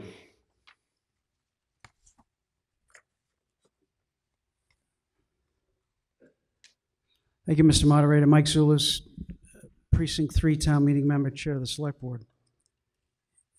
I believe the first question was what advice from the Director of Planning and Community Development was received in March of 2022 with respect to the comments. So, the best of my memory is that we did receive some input from the Director of Planning and Community Development, and that in part helped the Select Board present this 4-page letter to review Milton's and advocate for Milton's position with respect to the draft guidelines. I don't know, and I don't remember whether there was any input from the planning board at that time, but my memory is that there was input from the Director of Planning and Planning and Community Development. Thank you. With respect to item 2, what options were considered by the Select Board in March of 2022, which was nearly 2 years ago? Again, we have the letter that was drafted and that was signed by the Select Board to advocate for Milton's position with respect to the draft guidelines at the time. And number 3, what advice with respect from town council was there with respect to this? I honestly don't recall whether there was any advice. All our meetings are are public and publicized and recorded. So I think all of those discussions are online and publicized. So I don't believe there was any executive session with respect to these. And so I will say that with respect to these 90 communities and all of these downgrades, not one of those communities has or had a subway station. Many of those communities had a bus station, and they were downgraded because they had a bus station. Milton does not have a bus station. Other of those communities were downgraded because they touched on an area near a subway station. And so then the Department of Housing and Livable Communities added in the 100-acre requirement. But none of those communities that were downgraded had a subway station. Now, the Select Board, when it became involved in this, after initially deferring to the Planning Board, when it became more intimately involved in this, in last summer, challenged the classification and advocated for reclassification, first with the MBTA in August, and then with the Department of Housing and Livable Communities in September. That's what the Select Board did when it became involved. We got the answer that we received the answer that we received, and we've been instructed by Town Council that agencies will be accorded substantial deference if we go any further. What that means is, and going any further, the next stage would be we'd have to go to court. And what that means is if an agency is accorded substantial deference, and there's case after case after case after case that Town Council has provided to us and to the Planning Board that has shown that the view of the Department of Housing and Livable Communities will prevail. Mr. Zulus, about a minute left. Oh, I'm sorry, Mr. Moderator. So I believe I've answered the questions. Thank you, Mr. Moderator. Thank you. Mr. Fahey, you had 30 seconds if you want to follow up. Thank you, Mr. Moderator. Okay, so, and I'm not sure that gave me all of the answers or any of the answers I was actually looking for. I really did want to know what direction we were given by the Director of Planning and Community Development. I don't think he gave us that. However, Arlington was a subway or light rail originally. Melrose was a subway or light rail originally. Wellesley was a subway or light rail originally. Weston was subway or light rail originally. Winthrop was subway or light rail originally. Okay, Mr. Fahey, time to wrap up, please. Milton was subway and light rail. We were all the same. We were just the same as those 5 other towns. They were downgraded, we weren't. Thank you, Mr. Fahey. Please, folks, if you want to speak, let's come down to the microphone and speak. Next I have on the list, Ms. Oldfield, I think you were, Mr. Zulus, yes. Mr. Moderator, Mr. Fahey asked what the recommendation of the Director of Planning and Community Development gave us back in March of 2022. I didn't remember beyond what is in the letter, but the Director of Planning and Community Development can speak for himself on that, because maybe he has a better memory than I do. Thank you, Mr. Czerwinski. You're recognized. Thank you, Mr. Moderator. Tim Czerwinski, Director of Planning and Community Development. So I assisted the Select Board in drafting their comment letter back in March of 2022 on the original draft guidelines for MBTA communities compliance. And a lot of the letter was based around what we understood of the guidelines at the time, which was you need to zone within a half-mile of transit. So we looked at the half-mile map, and it included the area that we're all familiar with, Elliott Street corridor, down to the Columbines and whatnot. And so what we noticed around that area is the type of thing that we've been talking about for the past 18 months, the small existing parcel size, the fact that that half-mile radius around those transit stations, significant portions of it were in the Neponset Reservation, the river, and the city of Boston, unzonable, uncontrolled by town of Milton. It talked through some of the options that we saw for our ability to comply with, and again, the guidelines were drafted at that time, so we had the draft guidelines and the law. How could we get to 15 units per acre in this area that is among the most densely developed neighborhoods in the town of Milton? And so the general advice that I gave to the Select Board, aside from sort of, the draft letter that they then deliberated upon, was A, to comply with the guidelines and hence comply with the law. I am a rule follower. I am paid by the town of Milton to help you all follow the rules. And I firmly believe that compliance is in the best interest of the town. And then the second general piece of advice I gave was to advocate for flexibility in the final guidelines to allow the town to potentially zone outside of the transit area, which is consideration and flexibility that we got along with all 175 other MBTA communities. And I think this is a really important thing to understand about the final guidelines, the transition from the draft to the final guidelines, is that when we talk about towns that are downgraded, those towns were, quote, downgraded as a result of objective criteria applicable to all towns. And so when we talk about Melrose, Winthrop, Wellesley, Weston, these are towns that were categorized as rapid transit communities because the original definition of a rapid transit community in the draft guidelines was if you have station area, half-mile radius station area within the borders of your town. And so I think a town like Wellesley is very instructive. I don't have a map for you, but if you can imagine a half-mile radius drawn around Waban Station on the D line in Newton, there is maybe 20 acres, probably less, of station area that crosses the Charles River and captures a few blocks in the town of Wellesley. Now, About 2 minutes, sir, about 2 minutes. Wellesley is categorized as a rapid transit community by virtue of 20 acres inaccessible to Waban Station. There is no bridge. You have to get to Route 9 to get across the river to get to Waban Station. Similar for Weston, the 90-95 interchange is their station area. Arlington, 77 developable acres, including a lot of infrastructure around Route 2. These are spaces that are just undevelopable. And so that was a comment that a lot of these towns made. And again, the downgrade happened because none of these towns have subway stations. Milton has 4 subway stations. The other thing that I think is important to know, and you may remember from one of the members' presentations the other day about the classification of towns in the draft guidelines. Rapid transit is defined a certain way, but then there's an appendix that lists all of the different towns and all of their classifications. And the member showed them in his presentation. And there's bus communities, there are commuter rail communities, there are adjacent communities. And the way that rapid transit communities are identified in this list, of which Milton is one of several on this list, is not by rapid transit. It's by subway or light rail.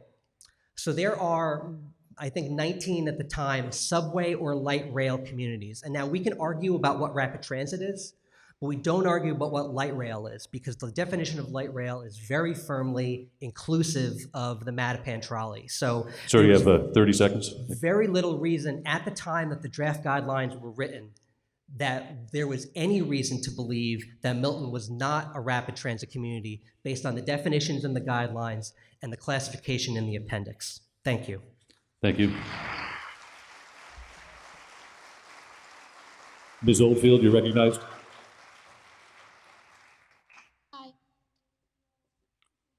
Do we have the mic on? This better. There we go. Precinct 5, planning board member. There are many reasons I urge you to please vote no. One, last week I mentioned that none of the department heads came to the planning board as we requested. I did take the time and speak to 3 of them this past week. Not one of them was asked by our town planner to come to our meeting. Town staff should remain neutral on town policies, and they are not. They've become advocates. Recently, a highly respected attorney and resident identified an opportunity for the select board to file an appeal of the HLC letter regarding Milton's classification as rapid transit. What a gift to the town the select board did not receive. All they had to do was take this 11-page brief that this resident drafted in 2 days and file it at the courthouse. At the very least, this action would have provided the planning board with more time to finish our work, and was highly likely we would have prevailed and we won the reclassification argument. There was a time to challenge. The select board and the previous select board chose not to. And they did this without any input from the planning board. And it's outrageous the select board is choosing to pursue their personal policy preference over advocating and protecting the resident. Ms. Oldfield, that's on the line of being a little personal, so if we could elevate the speech a little bit, please. Sure. If this bylaw was good, the select board and the town planner would have written it so it was able to pass town meeting by a 2/3 vote. Instead, they wrote an article that only needs a simple majority. Anything that is designed to achieve a low standard is never any good. Why did they set the bar so low? Don't we deserve better? Brookline was able to pass a consensus plan because residents with opposing views were able to work together and come to a compromise. How come the select board has not attended one of the planning board meetings to work on our own version of our own consensus plan? There are many flaws in this article, which includes the lack of affordability requirement, to the lack of language for local preference for our affordable units, especially for our residents with special needs, the disabled, and our veterans, to the never discussed town policies regarding the issuances of variances on potential projects or overnight parking hardship permit, to the potential loss of commercial space in East Milton because developers are being given the choice not to include commercial space. It's more dangerous to pass this bad zoning than it will be for the potential loss of $35,000 of grant funding outlined in the statute. You have 2 minutes, ma'am. In my profession, one of the most important steps in landscape design is the management of appropriate plant selection and placement. The principle of the right plant in the right place is a short phrase that embodies many art and science-based concepts. The districts chosen by the select board do not follow this principle. The select board's districts have given one neighborhood, Elliott Street, the financial benefit of this zoning and have given the burden to another. If the MBTA zoning were to be adopted, then the neighborhoods who are being burdened the most should be the ones receiving the financial benefit. When we become public servants, we take an oath to become custodians of the people's government. I take this oath seriously. I have faithfully performed my duty to protect and defend the Constitution of Massachusetts and the United States. I've faithfully been doing my best for Milton with integrity and not for personal pride or to satisfy special interests. You have 1 minute, please. However, it is my job to address grievances concerning laws. I believe the guidelines of the MBTA zoning statute do not benefit Milton. The grievance is our financial solvency and our way of life. Many laws that have been written in the past have been deemed unconstitutional for a variety of reasons. The reason why that happens is because someone challenges them and takes the stand. The guidelines do not have the same legal enforcement as regulations as stated by town council need to be challenged. And as a requirement of my oath, that is what I am doing, and you should do. If you could wrap up now, please, To ma'am. vote no. Thank you. Thank you.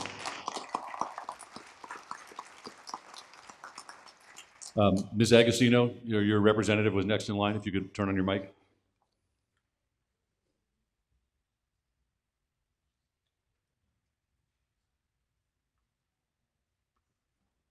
Mr. Moderator, Diane DiTullio Agostino, Precinct 9. I have an amendment to make, and if the amendment is seconded, then I would speak to the amendment. And originally, she came down because I do have points on the article. Sorry. Do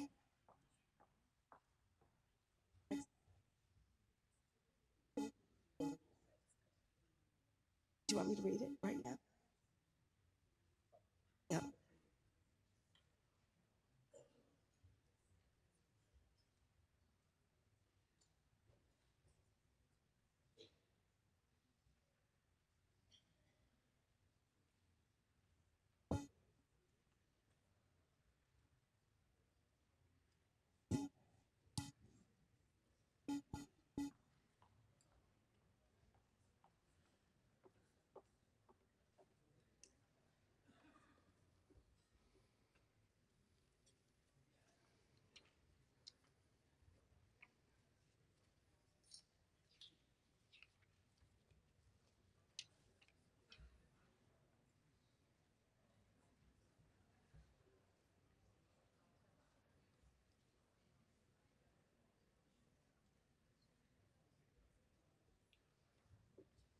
Okay, Ms. Agostino, would you like to, can you now just state what you're interested in doing? Thank you. And I'll repeat it for the audience and we'll look for a second. Thank you, Mr. Moderator. Diane DiTullio Agostino, Precinct 9, also Chair of the Commission on Disability, and so I feel I would be remiss not to make the following amendment on page 11, item number 29 at the bottom that we had looked at a moment ago, transit station, by changing the word "and" to "a" and inserting prior to MBTA subway station, commuter rail station, or ferry terminal, just 2 words, a handicap accessible subway station, commuter rail station, or ferry terminal. Okay, thank you. Let me make sure the audience understands. So if you look at the bottom, page 11, number 29, you see the words in bold, transit station, and it says "and MBTA." She wishes to replace the word "and" with the article "a," and then the word "handicap accessible." So it would read, "a handicap accessible MBTA subway station," et cetera, et cetera. I'll hand this to the Warrant Committee Clerk. Warrant Committee Clerk, was that clear, or do you need this document? Okay. Meanwhile, is there a second?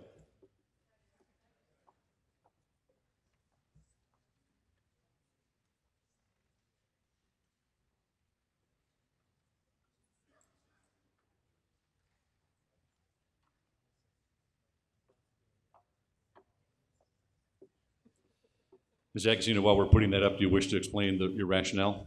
Thank you, Mr. Moderator. As I stated, a few items in support of the fact that all of our subway stations, and you saw the pictures, especially at Valley Road, there's no accessibility. So the American with Disabilities Act was signed by Milton's own, born in his own home, President George W. Bush in 1990. That's over 30 years ago.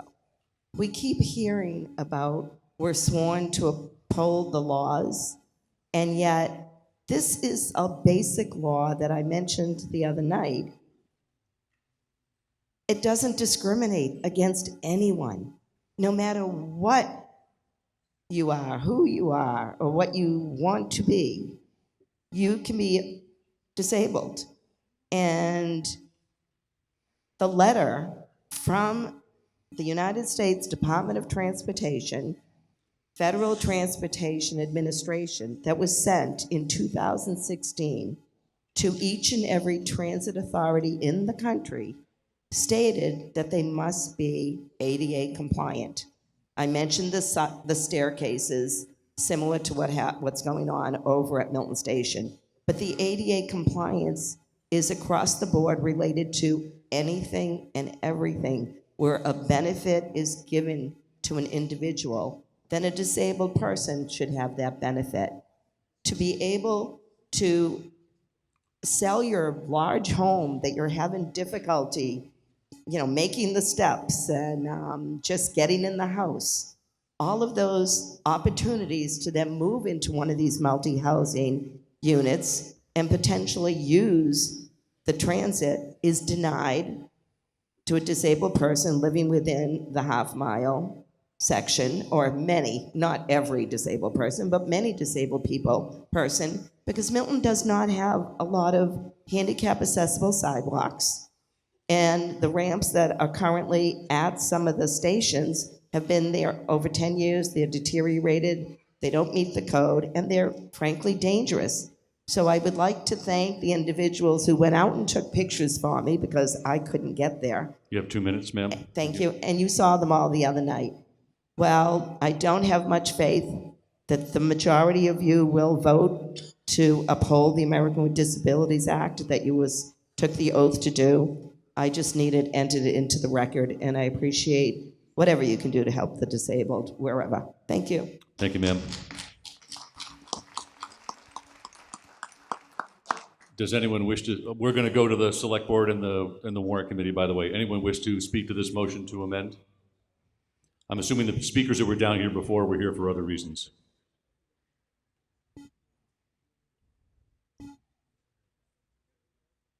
No?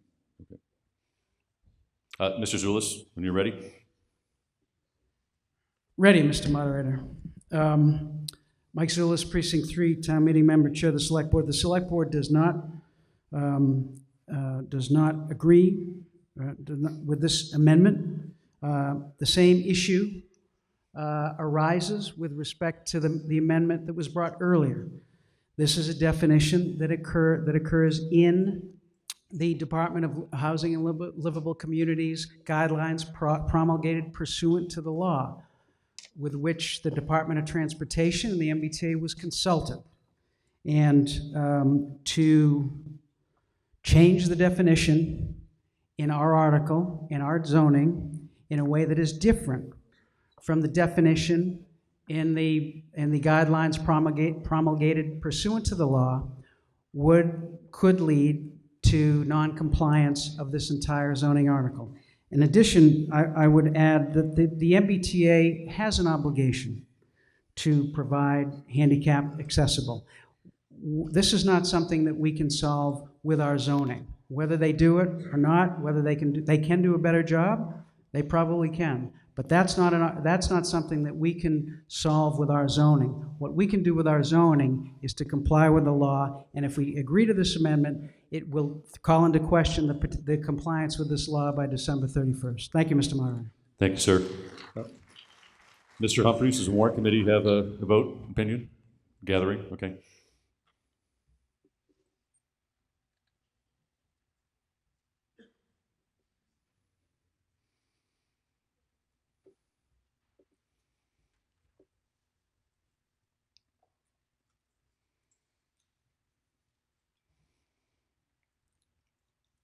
I think I need to get the warrant committee electronic voting.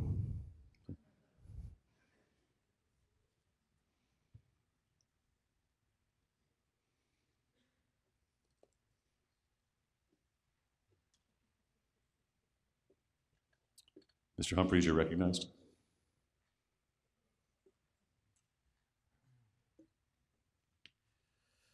Thank you, Mr. Moderator. Dave Humphries, Precinct 8, Chairman of the Warrant Committee. It is the recommendation of the Warrant Committee for a no on the amendment. Thank you, sir. Seeing no other speakers, we'll put up the poll. Since this is substantive, not procedural, we'll take an electronic vote. Mr. Mallett, if you could put up open up the vote. We're voting again on the motion to amend with the 3-word change for Ms. Agostino, not the article itself. All those in favor of approving the motion to amend, it's a majority vote, please signify by voting yes, 1 or A, 2, no, 2 or B, abstain, 3 or C.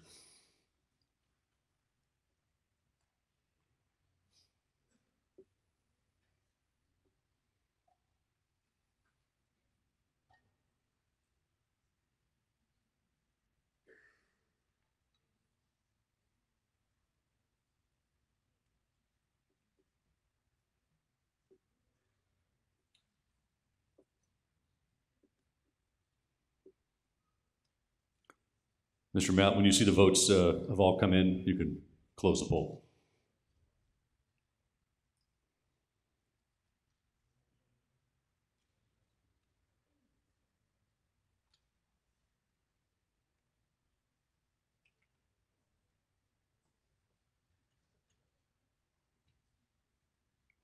The motion fails by a vote of 189 to 49, pardon me, 180 to 49.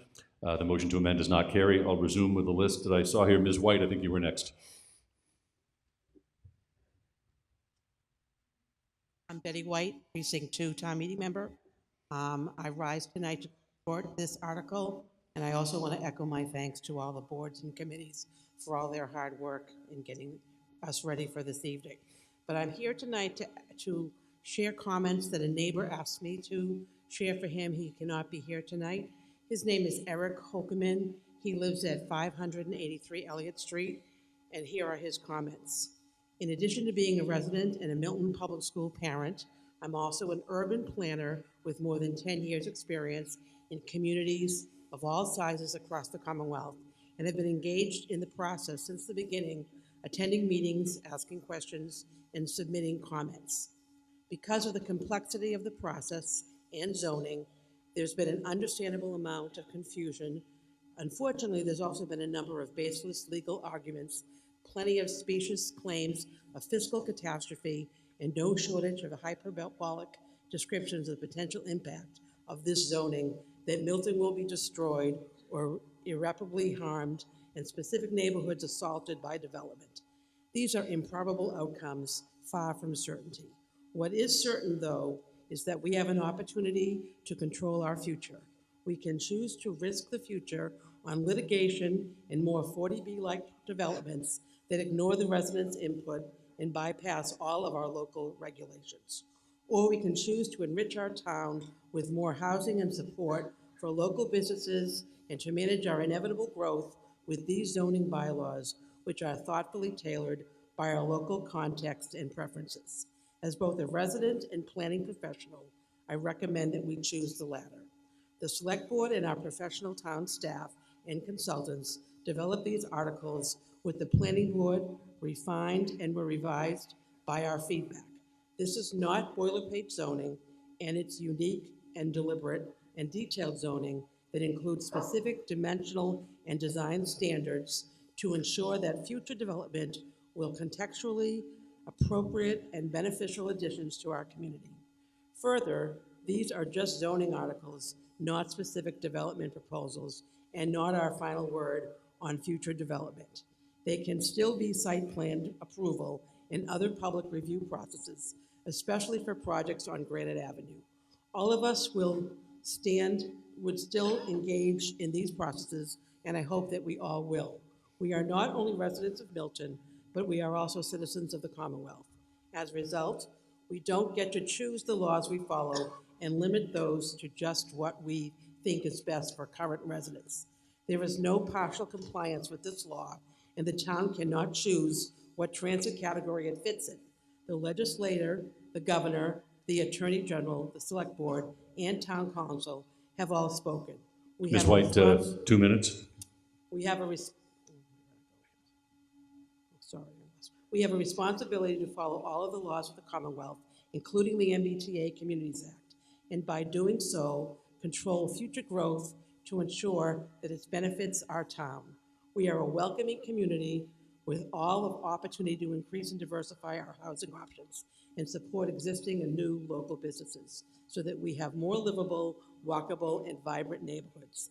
This is a change that we can choose rather than risking the Commonwealth or developers choosing something different for us. I urge you not to gamble with Milton's future, by rejecting these articles, but to choose control and support Articles 1 and 2. Thank you. Thank you, ma'am. I have a question on my left, the gentleman in the blue shirt and the vest, 3 rows up. Sir, did you wish to speak? Yes, no? No, the gentleman behind you, no, you did not, okay, very good. Then, yes, sir, you're recognized.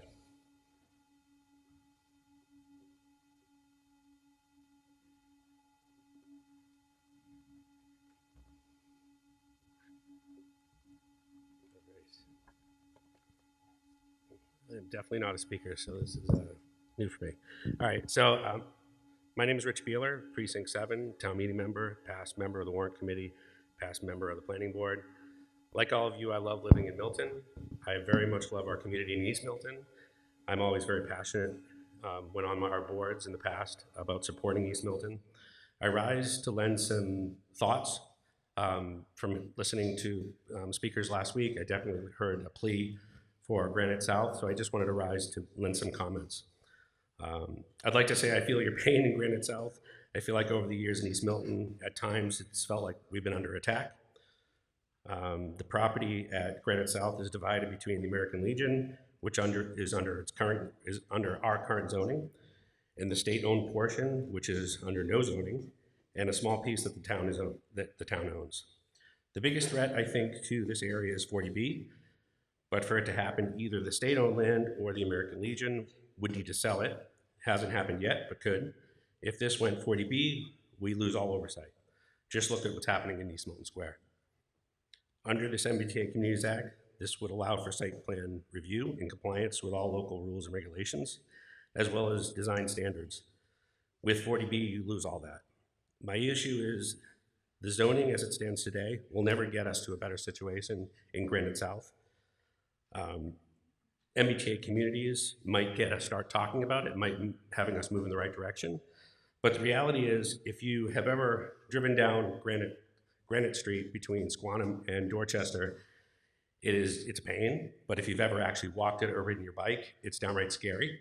It's terrifying if you've actually seen your kids ride your bike along that road. The reality is it's going to take an epic amount of work to redevelop that street. A lot of planning from our select board, our planning board, and our warrant committee. It's going to take our elected officials. I don't want to put anybody on the spot here tonight, but my suggestion is that when this passes, that the planning board and the select board let Granite South community know that you're behind them and that you're willing to support that work. The reality is it took 6 years for East Milton to get a zoning, an overlay district approved, and now it's moving forward. I'm really excited about that. Granite South, that stretch of land between Squantum and the highway, is going to take a lot of work. And I think we're going to need, like the planning board and the select board, to basically get up and support that and say that they're going to do something. Again, don't want to put anybody on the spot, but my question is this something that that community can see? Right here. Thank you. And Mr. Bueller, that was a specific question for the select board? Was that a specific question or just, or rhetorical? Specific, okay. Thank you, Mr. Zulus.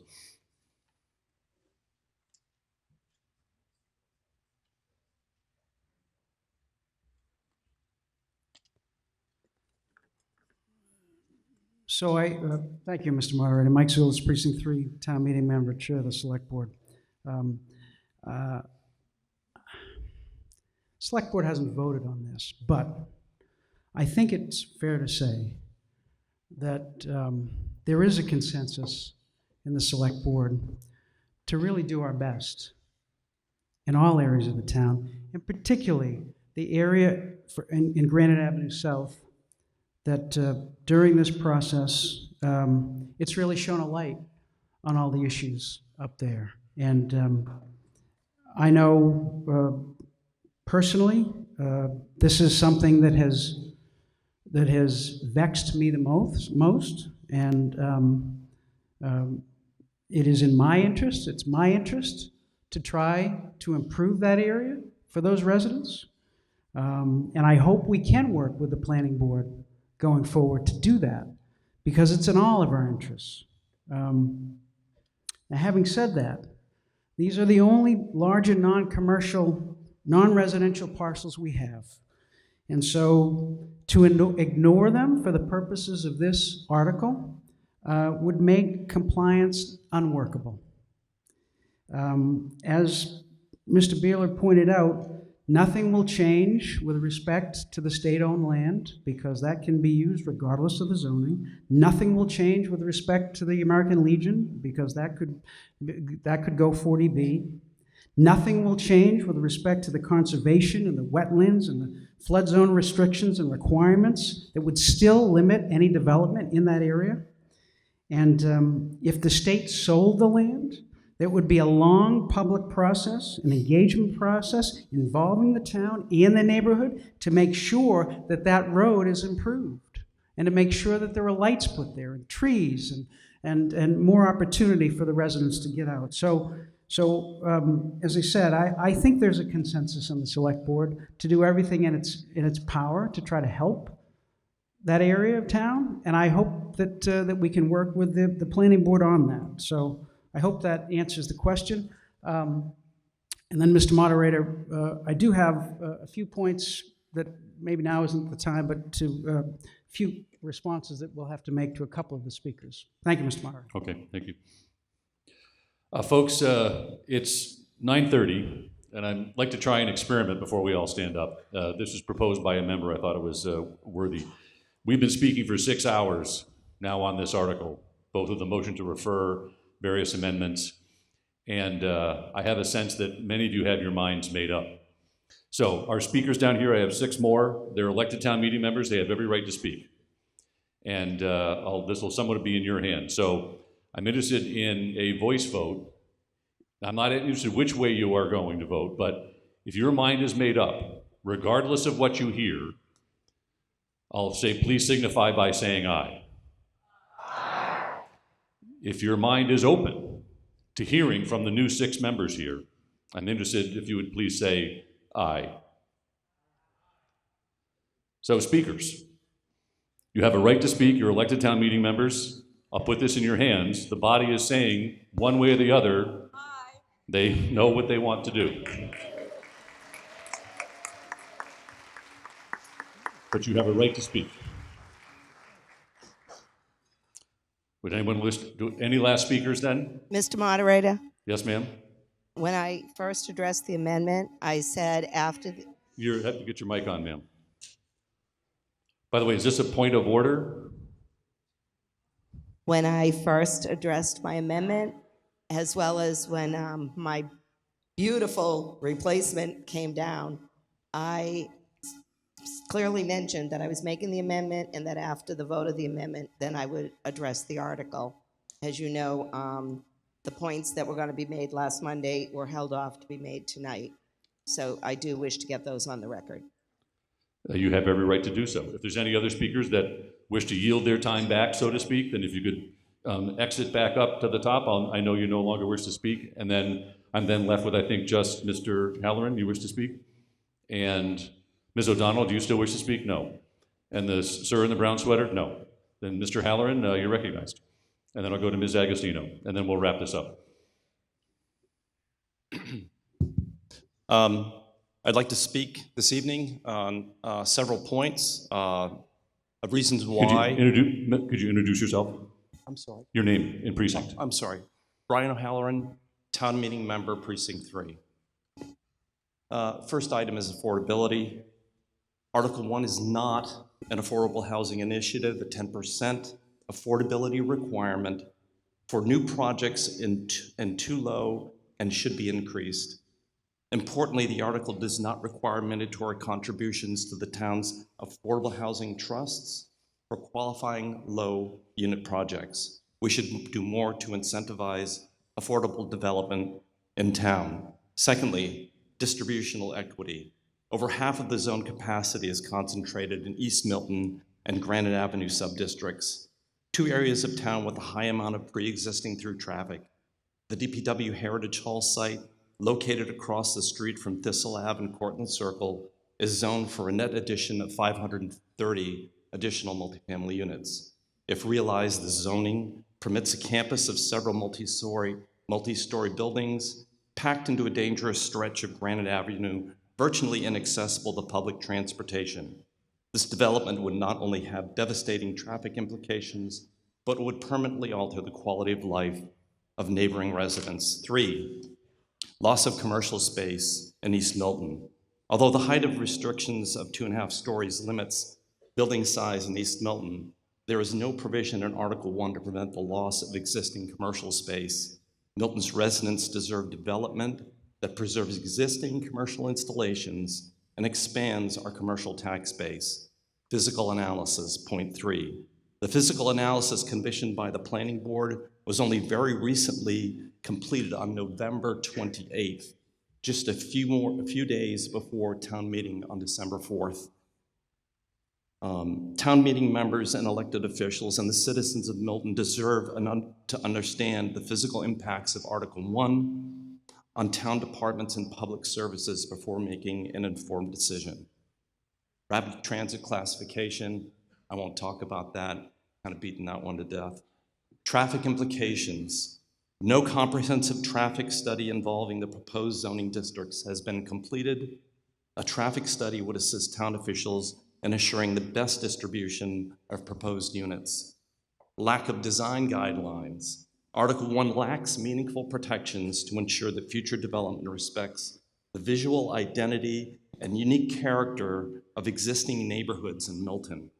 If given more time, town officials could craft binding design guidelines that promote a harmonious relationship between the existing neighborhood fabric and new construction. Urge my fellow town meeting members to vote no on Article 1. Thank you. Thank you, sir. Ms. Agostino, you have 1 minute and 40 seconds left out of your 5 minutes. Diana Tulio Agostino, Precinct 9. Guidelines are not regulations. Guidelines are not the laws. Regulations are the laws. The law is the law. Mass General Law, 40A, Section 3, is the law. It's 65 words. Repeatedly, we heard a few speakers mistakenly use the word regulations. There were no regulations filed for this Mass General Law. If we pass this as written, it will violate the Home Rule Amendment, which is currently before the Essex Superior Court. Home Rule Amendment, Article 89 of the amendments of the state constitution, prohibits the state from telling municipalities how to structure their local affairs. See the Clean Harbors versus the Board of Health of Braintree. And the Home Rule Amendment preserves the right of municipalities to self-government in local matters. Massachusetts has the strongest type of home rule. Connor versus the City of Boston, 430 Mass 3135 in 1999. The third most important law, these are actual laws, zoning is one of the powers belonging to the municipalities, not the state. Hanover Board of Appeals versus the Department of Community Affairs. Therefore, we hold that the zoning power is one of the city or town's independent municipal powers. The state is clearly stretching its powers, and it knows it, which is why. You could wrap up. Yep. Thank you. Although I do have a question before the last 5 words. This is not to an amendment, so when you make an amendment, you reduce the speaking to the article? Well, you were speaking while we were talking about the general article, still subject to the 5-minute rule. Right, so wouldn't that be 5 minutes to the general article? No, we're total 5, so if you could just wrap up now. All right. The law does not draw the zoning. It tells the town to do the dirty work. It tells the town to tear us apart, because this town meeting will be violating these laws. It will come up in the Essex Superior Court, and the Attorney General is the defendant. So instead of threatening municipalities to adhere to guidelines, the Attorney General will have to put forth the reason that they want to violate these laws. Thank you, ma'am. All right, with that, with no other speakers, we'll proceed to a vote. So I'll remind everybody what we are. We are now voting on the actual article. This requires a majority vote. It's a special class of zoning codified in state law, Chapter 48, Section 5. I've read it thoroughly. And if we can Pardon me, I have to wait for the town clerk.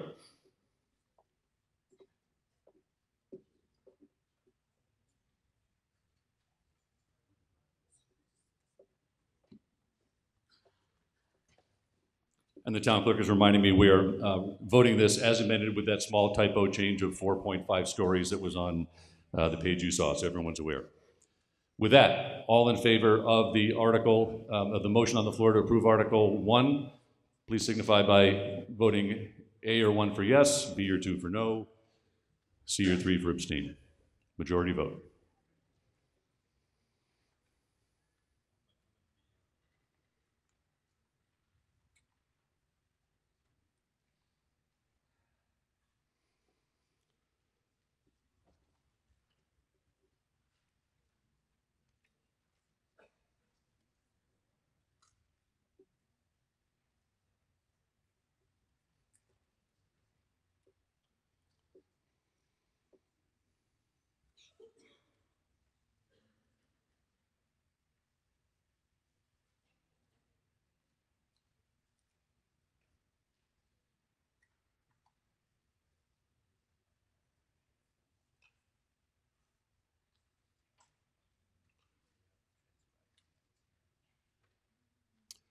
I declare a majority vote with 158 yeses and 76 nos. With that, yes, sir? You wish to be recognized. Thank you, Mr. Moderator. Anthony Cicchello from Precinct 4. I'd like to make a motion pursuant to Section 7 of the Town Charter that the town meeting declare Article 1 to be an emergency measure necessary for the immediate preservation of the peace, health, safety, or convenience of the town. That's my motion, Mr. Moderator. Okay, Would you like me to explain the basis for my motion? I can give please you do. And if you language. have something written, you could hand it to the warrant committee clerk.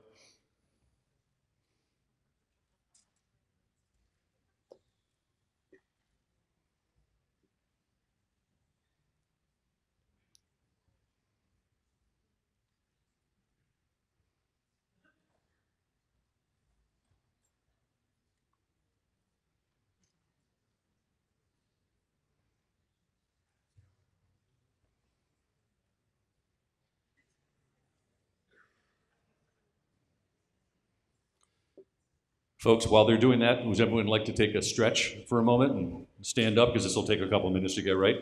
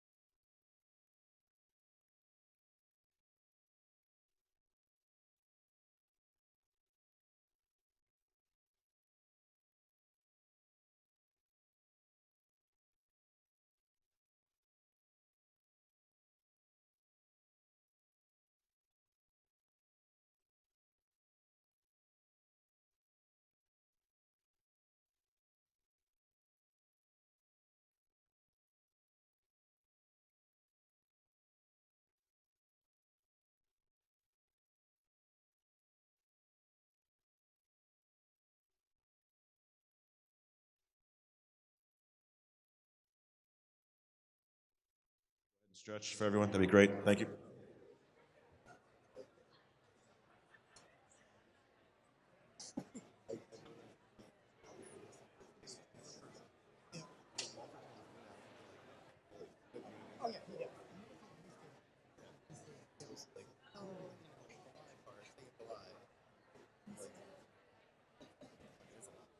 Yeah, yeah.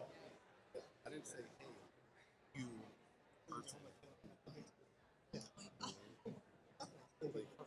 yeah. Like, I could have been talking about this. Except we talked. Oh, no, no, no. Mike said, oh, yeah.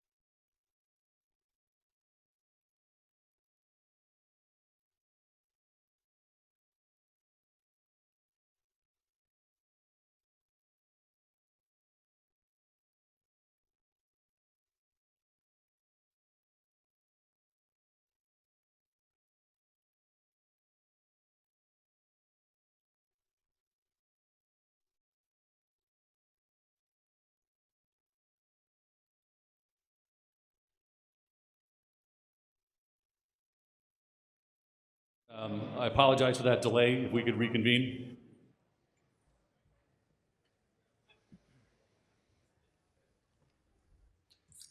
This was a substantive motion by Mr. Cocello, both in content and process. I did want to give him an opportunity to speak and explain his intent, and then I'll speak after that. Mr. Cocello, you're recognized. Thank you very much. And I will apologize in advance. I do try to be someone, Anthony Cicchello, Precinct 4, town meeting member.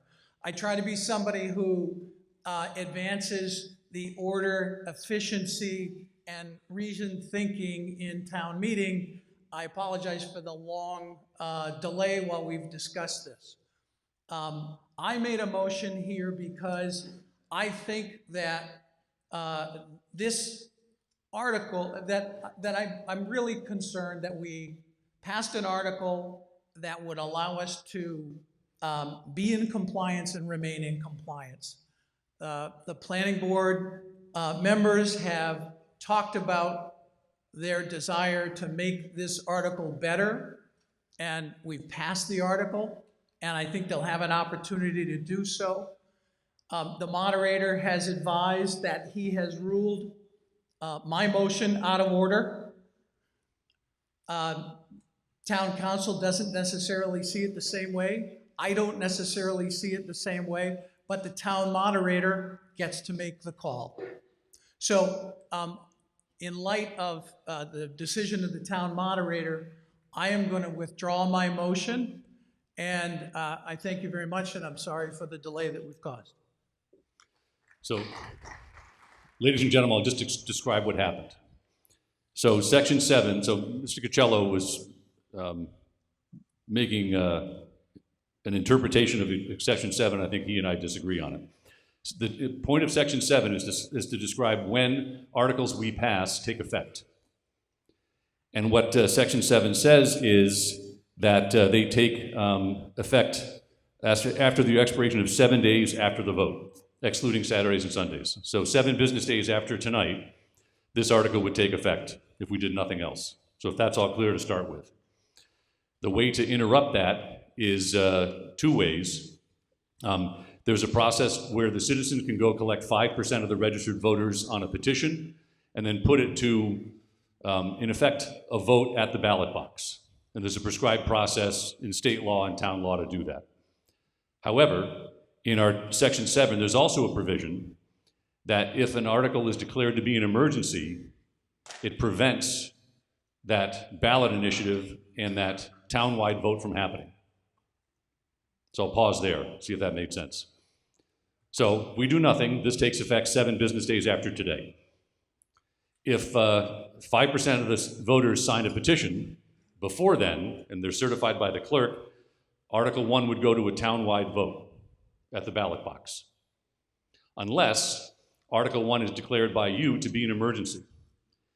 Now, the language is interesting. It says no vote passed at any representative town meeting under any article in the warrant.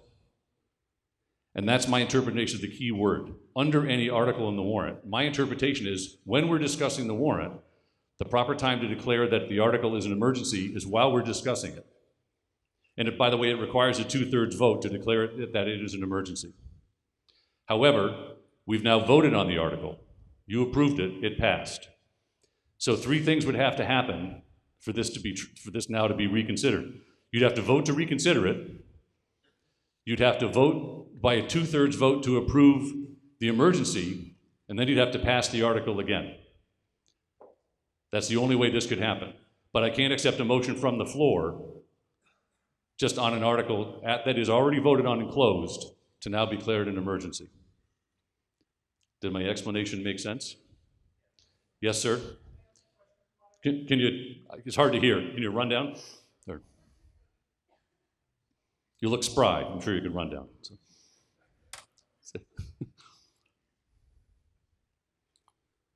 Thank you, Mr. Moderator. Doug Hine, Town Meeting Member, Precinct 2. So, Mass General Law, Chapter 40, Section 5, 40A, Section 5, states, any amendment that requires a simple majority vote shall not be combined with an amendment that requires a 2/3 majority vote. So, I don't know how we could consider whether or not this is an emergency measure, which requires a 2/3 vote, no, you're right, with the Article 1, which is a simple majority.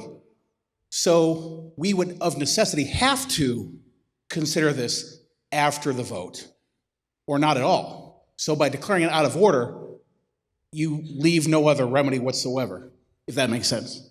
It does make sense. However, I have our town bylaws in front of me that said we didn't consider this during, under the article.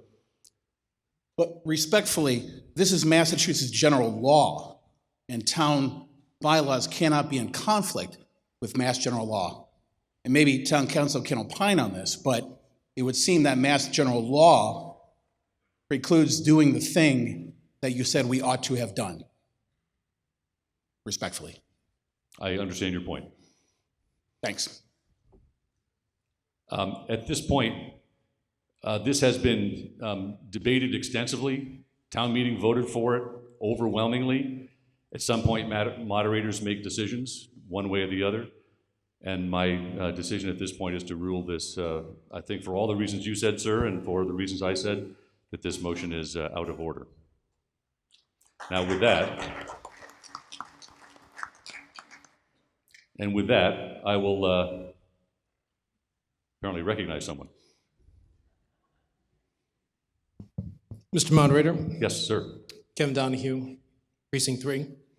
I respectfully appeal from the decision of the chair, of the moderator. I understand. I just don't know how to go comply with the bylaw and start making motions on articles that have already been passed. I'm not sure if my predecessor, Mr. Walsh, is here, if he's ever seen a motion on a closed article other than a motion to reconsider passed. So I don't know how to get past this logic in my head. So I will deny the appeal accordingly. Thank you, Mr. Moderator. You're welcome to hear from town council. However, the moderators make the final decision in Massachusetts. So please, Exactly. Respectfully, first of all, let me just preface it with, an acknowledgement that this is, I think it's fair to characterize it as an exceedingly, scarcely invoked mechanism. Section 7 of the charter, from what I understand, there hasn't been a referendum. I could be wrong about this, but in several decades. So I'm not sure that there's been a whole lot of occasion historically to parse through the language in Section 7 and really fully, vet how the term should be construed. In my view, I think that it doesn't foreclose the declaration after a vote has been taken on an article. It doesn't foreclose a vote by the town meeting to declare the vote to be an emergency measure and, under the right circumstances. But I wholly agree that it's within the moderator's authority to make a ruling, a binding final ruling on that. And, we can, I think, respectfully disagree about what the ruling should be, but that doesn't take away from the validity of the moderator's ruling. And I do want to say, in respectfully disagreeing with respect to this particular point, I really enjoyed working with Bob and think he is a tremendous moderator, so thank you. well, that sounds like an epitaph right there, so thank you for that. Yes, Mr. McKettrick, you'd like to speak?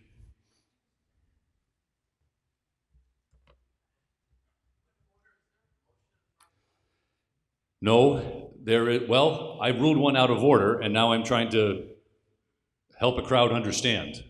You're correct, but perhaps Mr. McKettrick will have the last word. Yeah, Joe McKettrick, Precinct 1.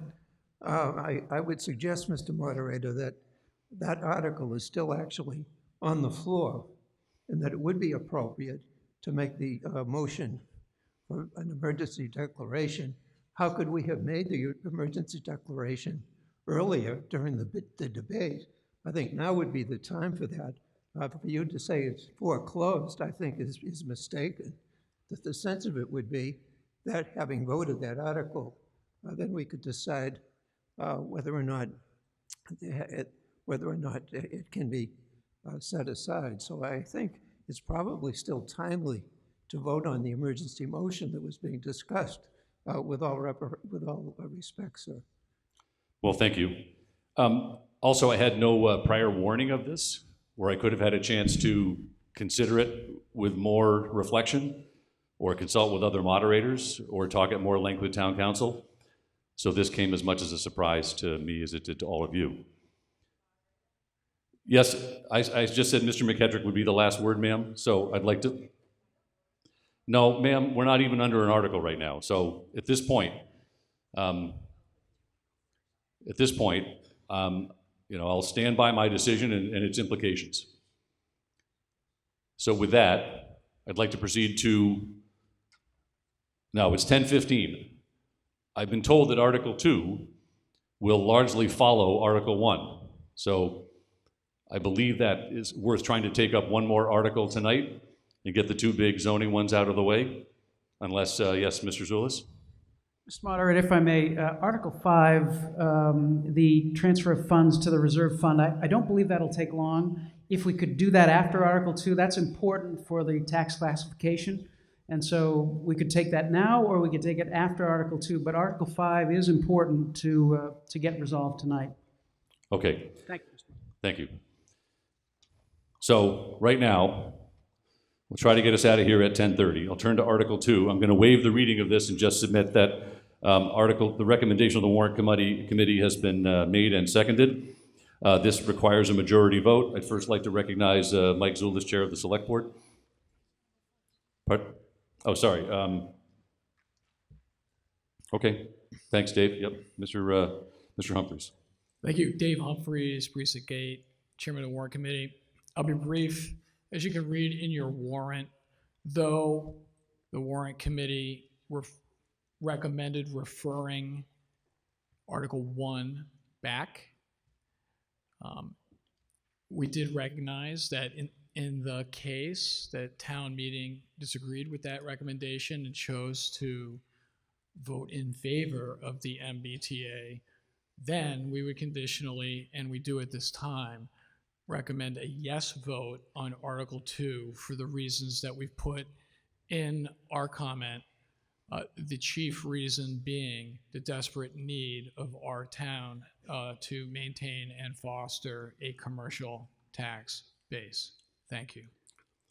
Thank you, sir. Mr. Zulus?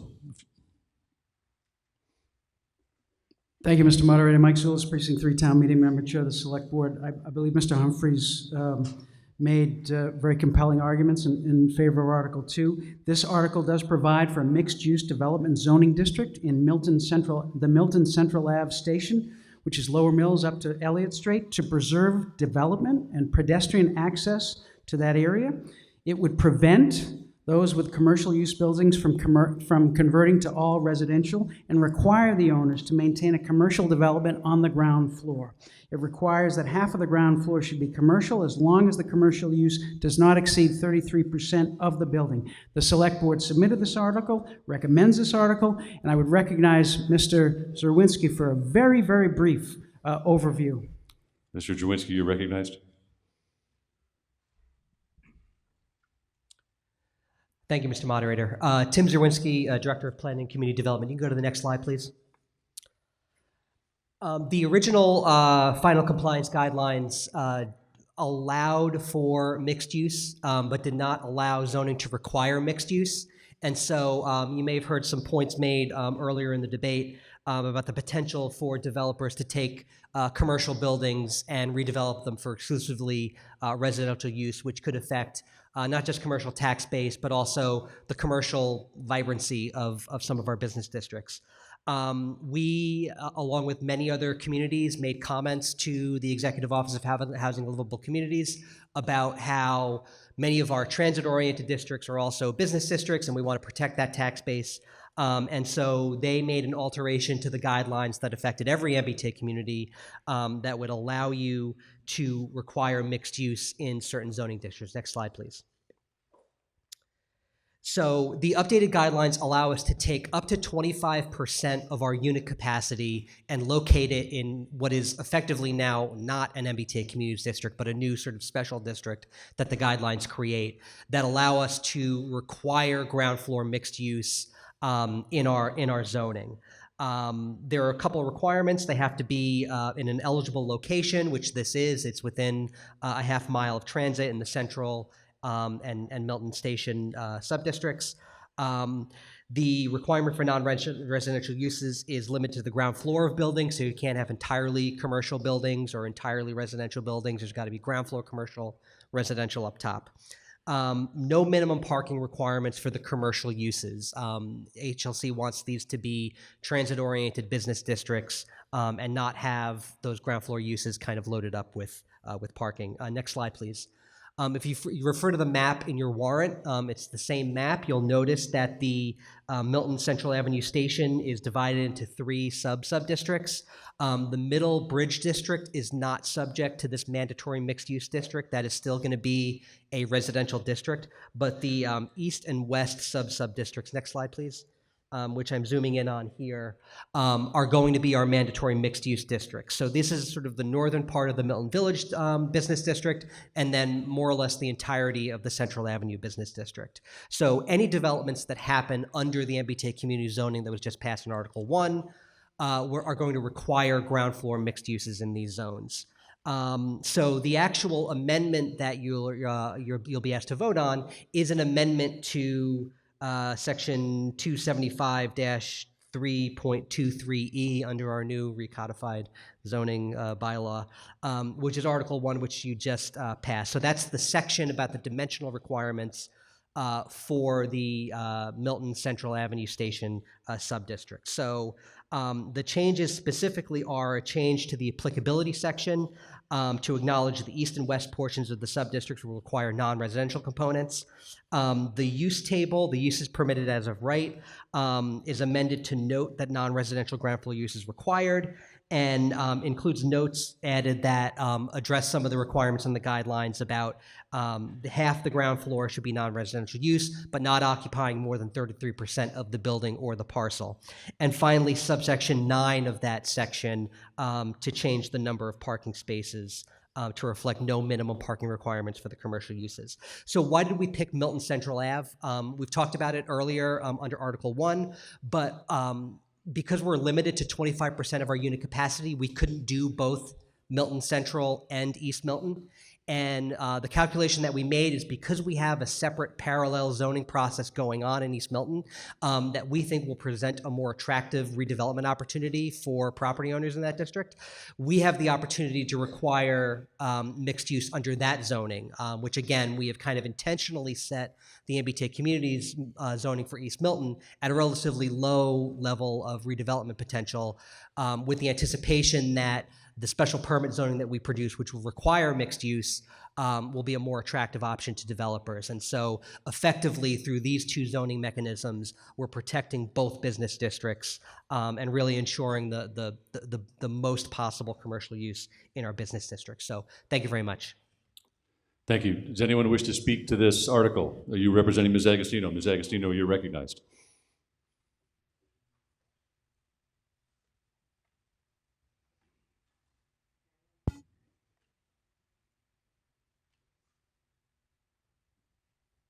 Thank you, Mr. Moderator. Diane DiTullio, Agostino, Precinct 9. And if the moderator could please review this article, similar to the prior one, is zoning bylaw. So it does require the Attorney General Mass Municipal Law Unit's approval, review and approval with the letter going to the town clerk and then it being posted in the newspapers for 2 consecutive weeks before it's actually approved. But I would like, if you could first review that, and maybe the town clerk could mention that whole process, because this is a zoning article. Okay, I'll pause. So you'd like to understand what is the process by which a zoning article goes into effect? First, with the process the town clerk follows? Correct.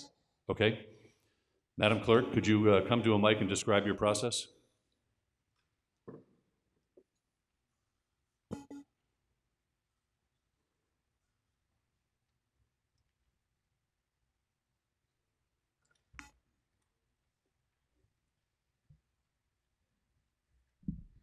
Okay, so Just introduce yourself, please. I'm sorry, Town Clerk Susan Galvin, Town Meeting Member, Precinct 7. So the process for any zoning article is that once town meeting approves it, it goes to the AG's office. The AG's office has 90 days to approve it, and once they do, or if there's some modifications, they will notify the town. The town is then required to print the notification in the newspaper, 2 consecutive weeks. However, the thing with the zoning bylaw is it takes effect the day that town meeting passes the zoning.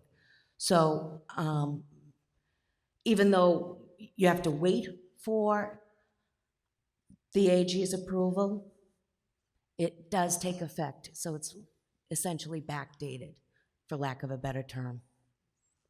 So you're saying that your approval process doesn't put us out of compliance, because that would take us past December 31. We're in compliance because we passed the article tonight, yet you still will follow this process afterwards. Do I understand that correctly? You do. Did that answer your question, ma'am? So that brought us to the point that if, because it's up to 90 days, and as you've seen, sometimes it's exceeded that, what would ever happen if the article was, because it has happened to other towns that the AGO has gone back and forth with them. What's the process if they did have an issue and the permitting of these buildings already by right? I guess a clear explanation of what that means.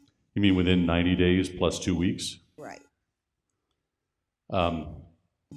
Ms. Galvin, do you have any is it permitting in your area, or So what's your I view? think that town council might be the better person to answer. I can just base it off of most contractors, and correct me if I'm wrong, don't, if it's a big project, aren't going to start doing it until it passes, but either Tim or town council might be better equipped to answer it. Mr. Jawinski, do you have an answer to the member's question? Thank you, Mr. Moderator. Tim Zerwinski, Director of Planning and Community Development. So while it is true that the zoning is effectively backdated, once the Attorney General gives their stamp of approval, because there are, unforeseen issues sometimes that the AG brings up that maybe we didn't anticipate, the development community also does not anticipate those. I think in my experience, and other folks have been doing this longer than me, when we have passed zoning, especially for specific development projects, under PUD zoning, the developers typically will wait until that AG approval comes in, because what they'd be doing is effectively requesting what we refer to as an at-risk permit, where you can go for it and you can get it, but there are kind of unforeseen circumstances that may invalidate it. And so as a practical matter, you often see developers kind of wait until that AG approval comes in. So that's just kind of a practical experience issue. Thank you. Does anyone else wish to speak to Article 2? Yes, you're looking to be recognized, or just? Yes, please, you're recognized. Can you come to a mic? Yes. This is the one that had the feedback, that's why we removed it, so please come to the front. Yeah.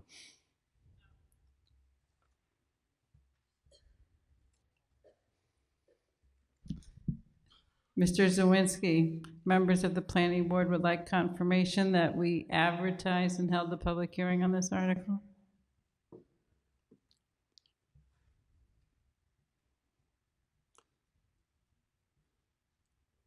So ma'am, just want to be clear. The public hearing about the article, so after the select board passed it, did the town advertise your public hearing? Ma'am, is that the question? Yes. Yes, it was advertised. Thank you. Anyone else wish to speak to this article? Seeing none, we'll open up the poll. This requires a majority vote, not a 2/3 vote, a majority vote.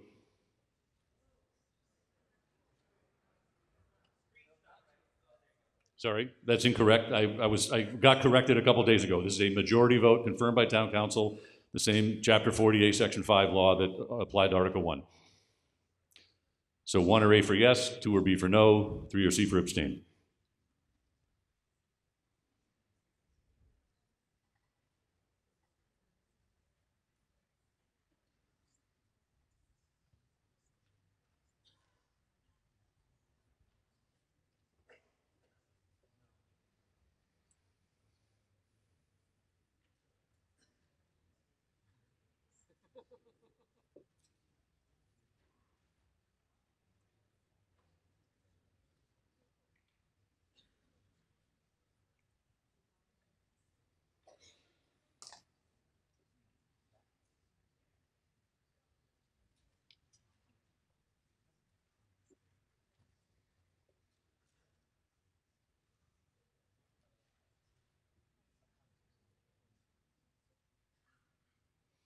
I declare a majority vote with a count of,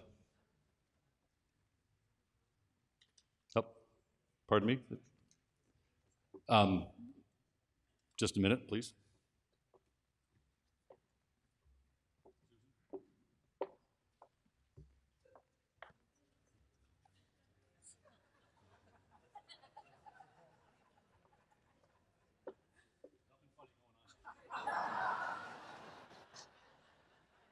No, we're just friends. That's it. By a vote of 192 to 28, declare a majority vote, Article 2 passes. So, thank you. With that, entertain a motion to take up Article 5, or? Thank you, Mr. Yes. Thank you, Mr. Moderator. Can I get a second? Thank you. Article 5 is Can I vote on taking up Article 5? Sorry? All in favor of taking up Article 5, please signify by saying aye. Aye. Opposed, no. The vote passes. Mr. Zulish, you're recognized. Thank you, Mr. Moderator. Article 5 is an article to amend the fiscal year 2024 budget. In May, we appropriated, let me step back. The article is to appropriate an additional $350,000 to the reserve fund. Business has been good since July 1st, and receipts are higher than anticipated. In May, we conservatively budgeted for $50,000 in investment income receipts. Based on performance to date, we conservatively estimate an additional $350,000 in investment income receipts. The best place to put it is in the reserve fund for unanticipated expenses such as our wood chipper that just had sudden engine failure, snow and ice, and unemployment insurance. We did the same thing last year with $350,000, and the Select Board submitted this article and recommends this article. Thank you, Mr. Moderator. Thank you. Does anyone wish to speak to this article? Seeing none, it just requires a majority vote. If we could put up the poll.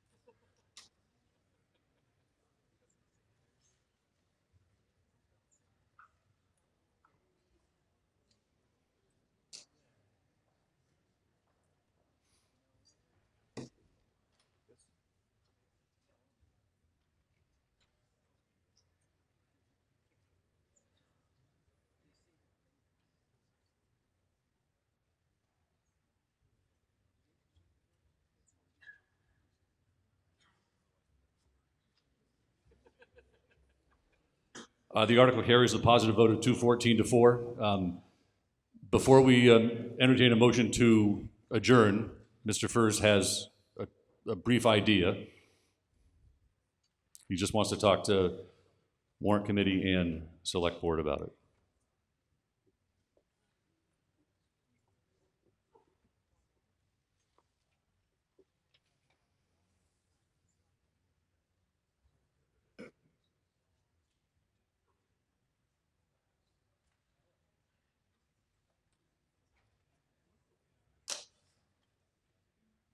Mr. Moderator, point of order.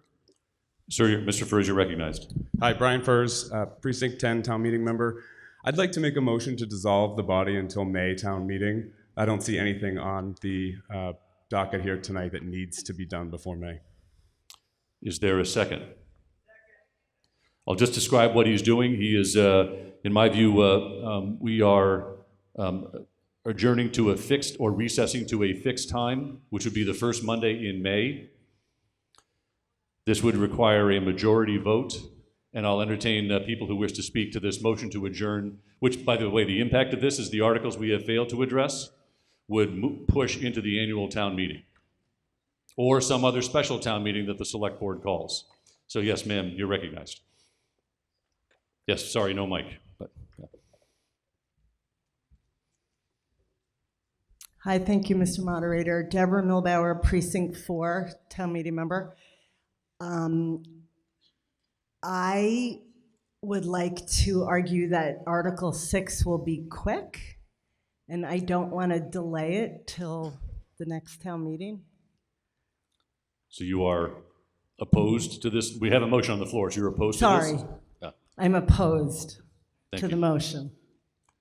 Does anyone else? Yes, sir, Mr. Zulus.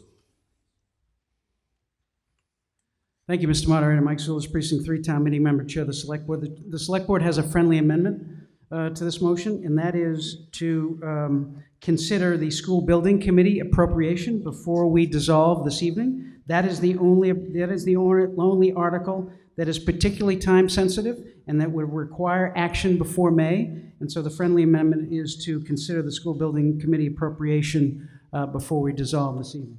Mr. Furs, this motion is amendable. If you accept this, we'll take up the school funding article, and you accept. Very good. Then I will just put this to the body, since this is just a voice vote. It's a procedural item. All in favor of, after consideration of Article, the number please, Mr. Zulus? Article 4, that the body will dissolve until our next town meeting. All in favor, please signify by saying aye. Opposed, no. The motion carries. With that, we'll proceed to Article 4. I'll avoid reading it, but Article 4 has been made and seconded by the Warrant Committee. The purpose is to address funding for the School Building Committee. With that, Mr. Zulus, you're recognized, and then Mr. O'Rourke, I believe. Thank you, Mr. Moderator. Mike Zulus, Precinct 3 Town Meeting Member, Chair of the Select Board. This article is for a transfer of $400,000 from the $3.3 million of free cash that we have to employ an owner's project manager, architects, engineers, and other professionals to develop plans for construction of a school building. The School Building Committee submitted this article. The Select Board recommends it. And if Sean O'Rourke, the School Building Committee Chair, is here, he can lay it out in more detail. He's going to grab his notes, and he'll be right here. Thank you, Mr. Moderator. Thank you, Mr. Zulus.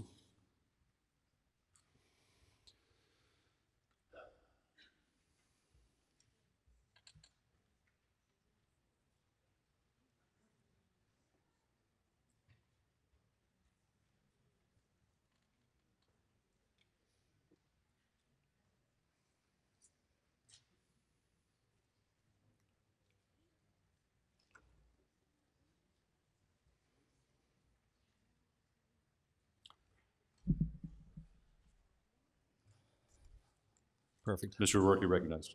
Thank you, Mr. Moderator. Sean O'Rourke, Town Meeting Member, Precinct 8, Chair of the School Building Committee. Could you go to the next slide, please? School Building Committee Member White had retired last year. And just an update, Mark Loring from the School Committee now fills that spot on us. Next slide. Here is a brief timeline for what we've been doing since the May Town meeting. Essentially, the School Building Committee has been working over the summer to draft a request for services for an owner's project manager. We issued that at the end of August. A couple weeks after that, we did a site visit with all the OPMs that showed up. There was probably about a little over 20, I believe. After that, the site visit, we developed we received submittals from about 7 of them. The 7 respondents went to a selection committee. The selection committee was made up of 4 school building committee members and 4 town employees: Chase Berkeley, town administrator Nick Milano, Chris Aiden, facilities director, and Peter Burrows, the superintendent. From that short list, we worked down from the 7 respondents down to 3, and then essentially made a selection of 1 from there. So what we've done is we've onboarded an OPM at this point, and we actually have a contract in place with them. If you go to the next slide.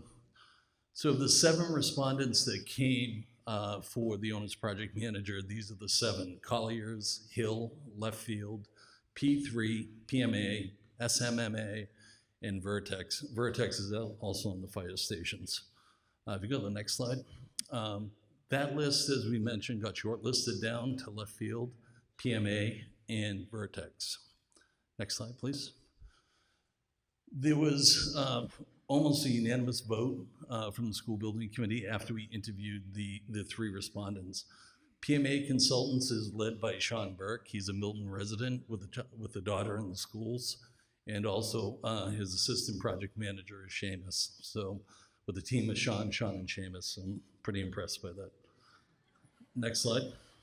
So when you look at that timeline, where we're at right now is we're awaiting an MSBA decision whether we receive funding for the school. Based upon the published agenda for MSBA that they're going to be making that selection in a couple days, Milton did not get selected. We're not on the agenda. So right now, what we're looking to do is come back, jump into a feasibility and a concept design that we can actually present to the town and refine the numbers for the construction costs, which we'll be asking at some point. Next slide. So the appropriations that we've been afforded up till now were an additional $40,000. And then additionally at last May's town meeting, we received $275,000. Our expenditures up till now are about $33,000, so it left us about a $280,000 operating budget for the school building committee. Next slide. The good thing with MSBA, even though they didn't select us, they publish all their data. So we're able to ascertain that data, to look at it and kind of get a feel of what we need going forward. This is the spreadsheet if anybody wants to dive into it. But what I did, next slide, is simplify it. So what we did is try to take 4 other projects or 3 other projects that have similar metrics for square footage and cost. And what we did is look at those for average cost per feasibility study. That average cost roughs out to about 800,000, 850,000. My eyes are getting not as good this time. So, you know, when we looked at that and we compared to our funding, you know, we're not there. If you go to the next slide. The other one that MSBA publishes is also a timeline. So they give you a schedule that lets you see for how long that feasibility study takes to do. Next slide. So when you break it down or zoom in on it, it's roughly about 244 days for them when you're accepted to MSBA to issue the feasibility study. Next slide. The feasibility study, when you look at it, take a number of things into account. They study a number of things, stuff we've already done. So school building committee has come up with space. You know, we've got a site. We have done work to identify what program we're gonna build on that site and done a lot of that work already. So, you know, with us, as we look through this, we figured we could shorten that timeline and the cost. Next slide. So when we look at those average costs and kind of discount them about 25%, you'll see what the numbers are there. When we take that cost and look at the schedule of what we're doing, we have essentially a burn rate of about $100,000 a month. With our available funding and current additional work that we potentially may need to do, it leaves us about a 2-month window to operate at. So, you know, going forward now, we'd have about 2 months worth of funding, and about a $400,000 shortage. Next slide. So when you present that in that overall timeline that we present there, we can essentially operate till about March, and then we come to a stop and basically halt because of lack of funding. So, you know, for us tonight, we ask that you vote yes and, you know, provide the supplemental funding so we can keep going. Thank you. Thank you, sir. Ms. Agostino, you're our 1 speaker. You're recognized.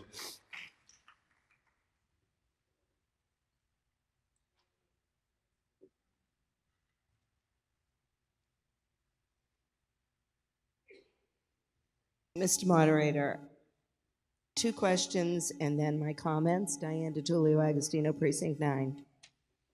Prior to your completing your statement that you would entertain a motion, I had already, with my weak voice, because I didn't want to yell on the mic, made a motion to adjourn, and my issue is we saw many people leaving. Do we have a quorum is the first question. Do we still have a quorum? Are you making a quorum call? Yes. Then we can ascertain that fairly quickly. Let me just confirm with Madam Clerk. I think we can take a vote of the clickers and see if we have, I believe it's 145 members. Let me just check with the clerk.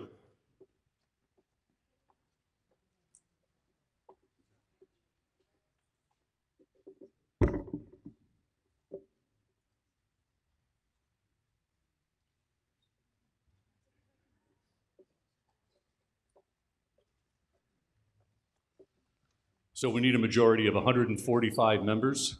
So the way to quickly accomplish a quorum call is to have a vote with just, help me, 1 option, yes.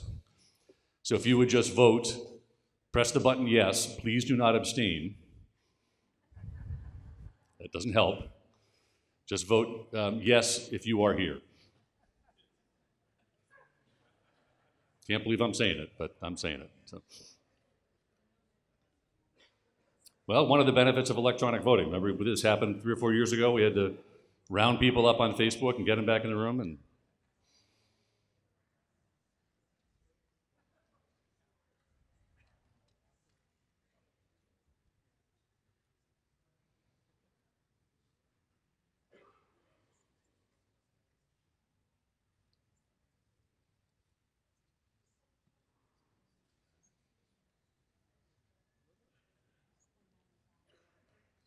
I saw 194. We have a quorum. All right, thank you, Ms. Agostino. That was your question 1. What's your question 2? Actually, it's a comment as to the article for an additional $350,000 because after speaking to several state officials, the land in question that we're going to be spending this money on is Lamb Woods, and that there would be transfers involved. However, Mass General Law, we heard an awful lot about Lamb Woods not being in perpetuity. Mass General Law 184, Section 31, has reviewed with state officials, identifies the one exception to the school building committee's presentation in their, slide in their presentation that referenced Mass General Law 184, I believe it was Section 23. And if you read beyond the block, it said, except in the case of certain lands. So by this law, the Section 31, once conservation land is either donated or purchased or put into conservation, it is the one exception that the deed does not need to read in perpetuity, and the deed does not need to read a particular time frame. However, Ma'am, I'm happy to pause for a minute.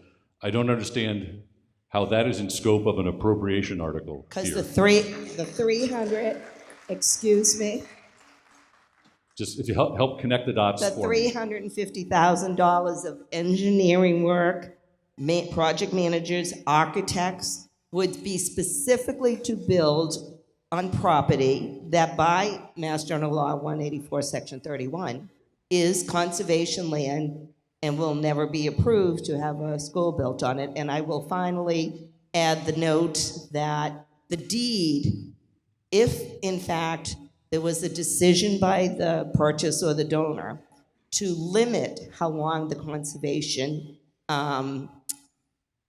entity would be determined to be that, then it could say for 20 years, only then. So therefore, state officials have confirmed that this Lamb Woods land will remain in conservation. And I raise that to this article because as we continue to spend money to build a building on land that legally is conservation land is not going to pass through the legislature as such, and it was some legislatures too that confirmed this. I strongly recommend a no vote because we need to stop delaying what we're doing for our children, and we need to face the true laws that exist in the state of Massachusetts, that the Lamb Woods deed is in perpetuity per this law. Thank you. That was the connection I was looking for. All right, thank you. Does anyone else wish to speak to this article? Mr. O'Rourke, you looking to speak or you're... Okay, this is article number 4. It just requires a majority vote. If we could put up the poll.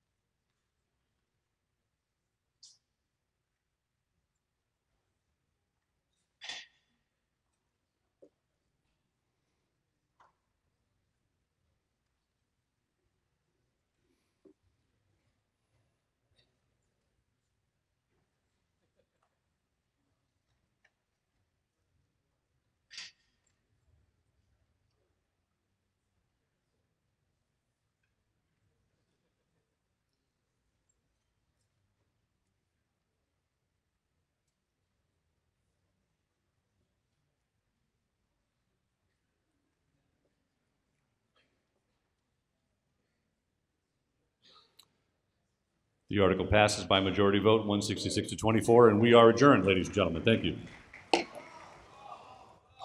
Pardon me? You're right, we are dissolved. Thank you very much.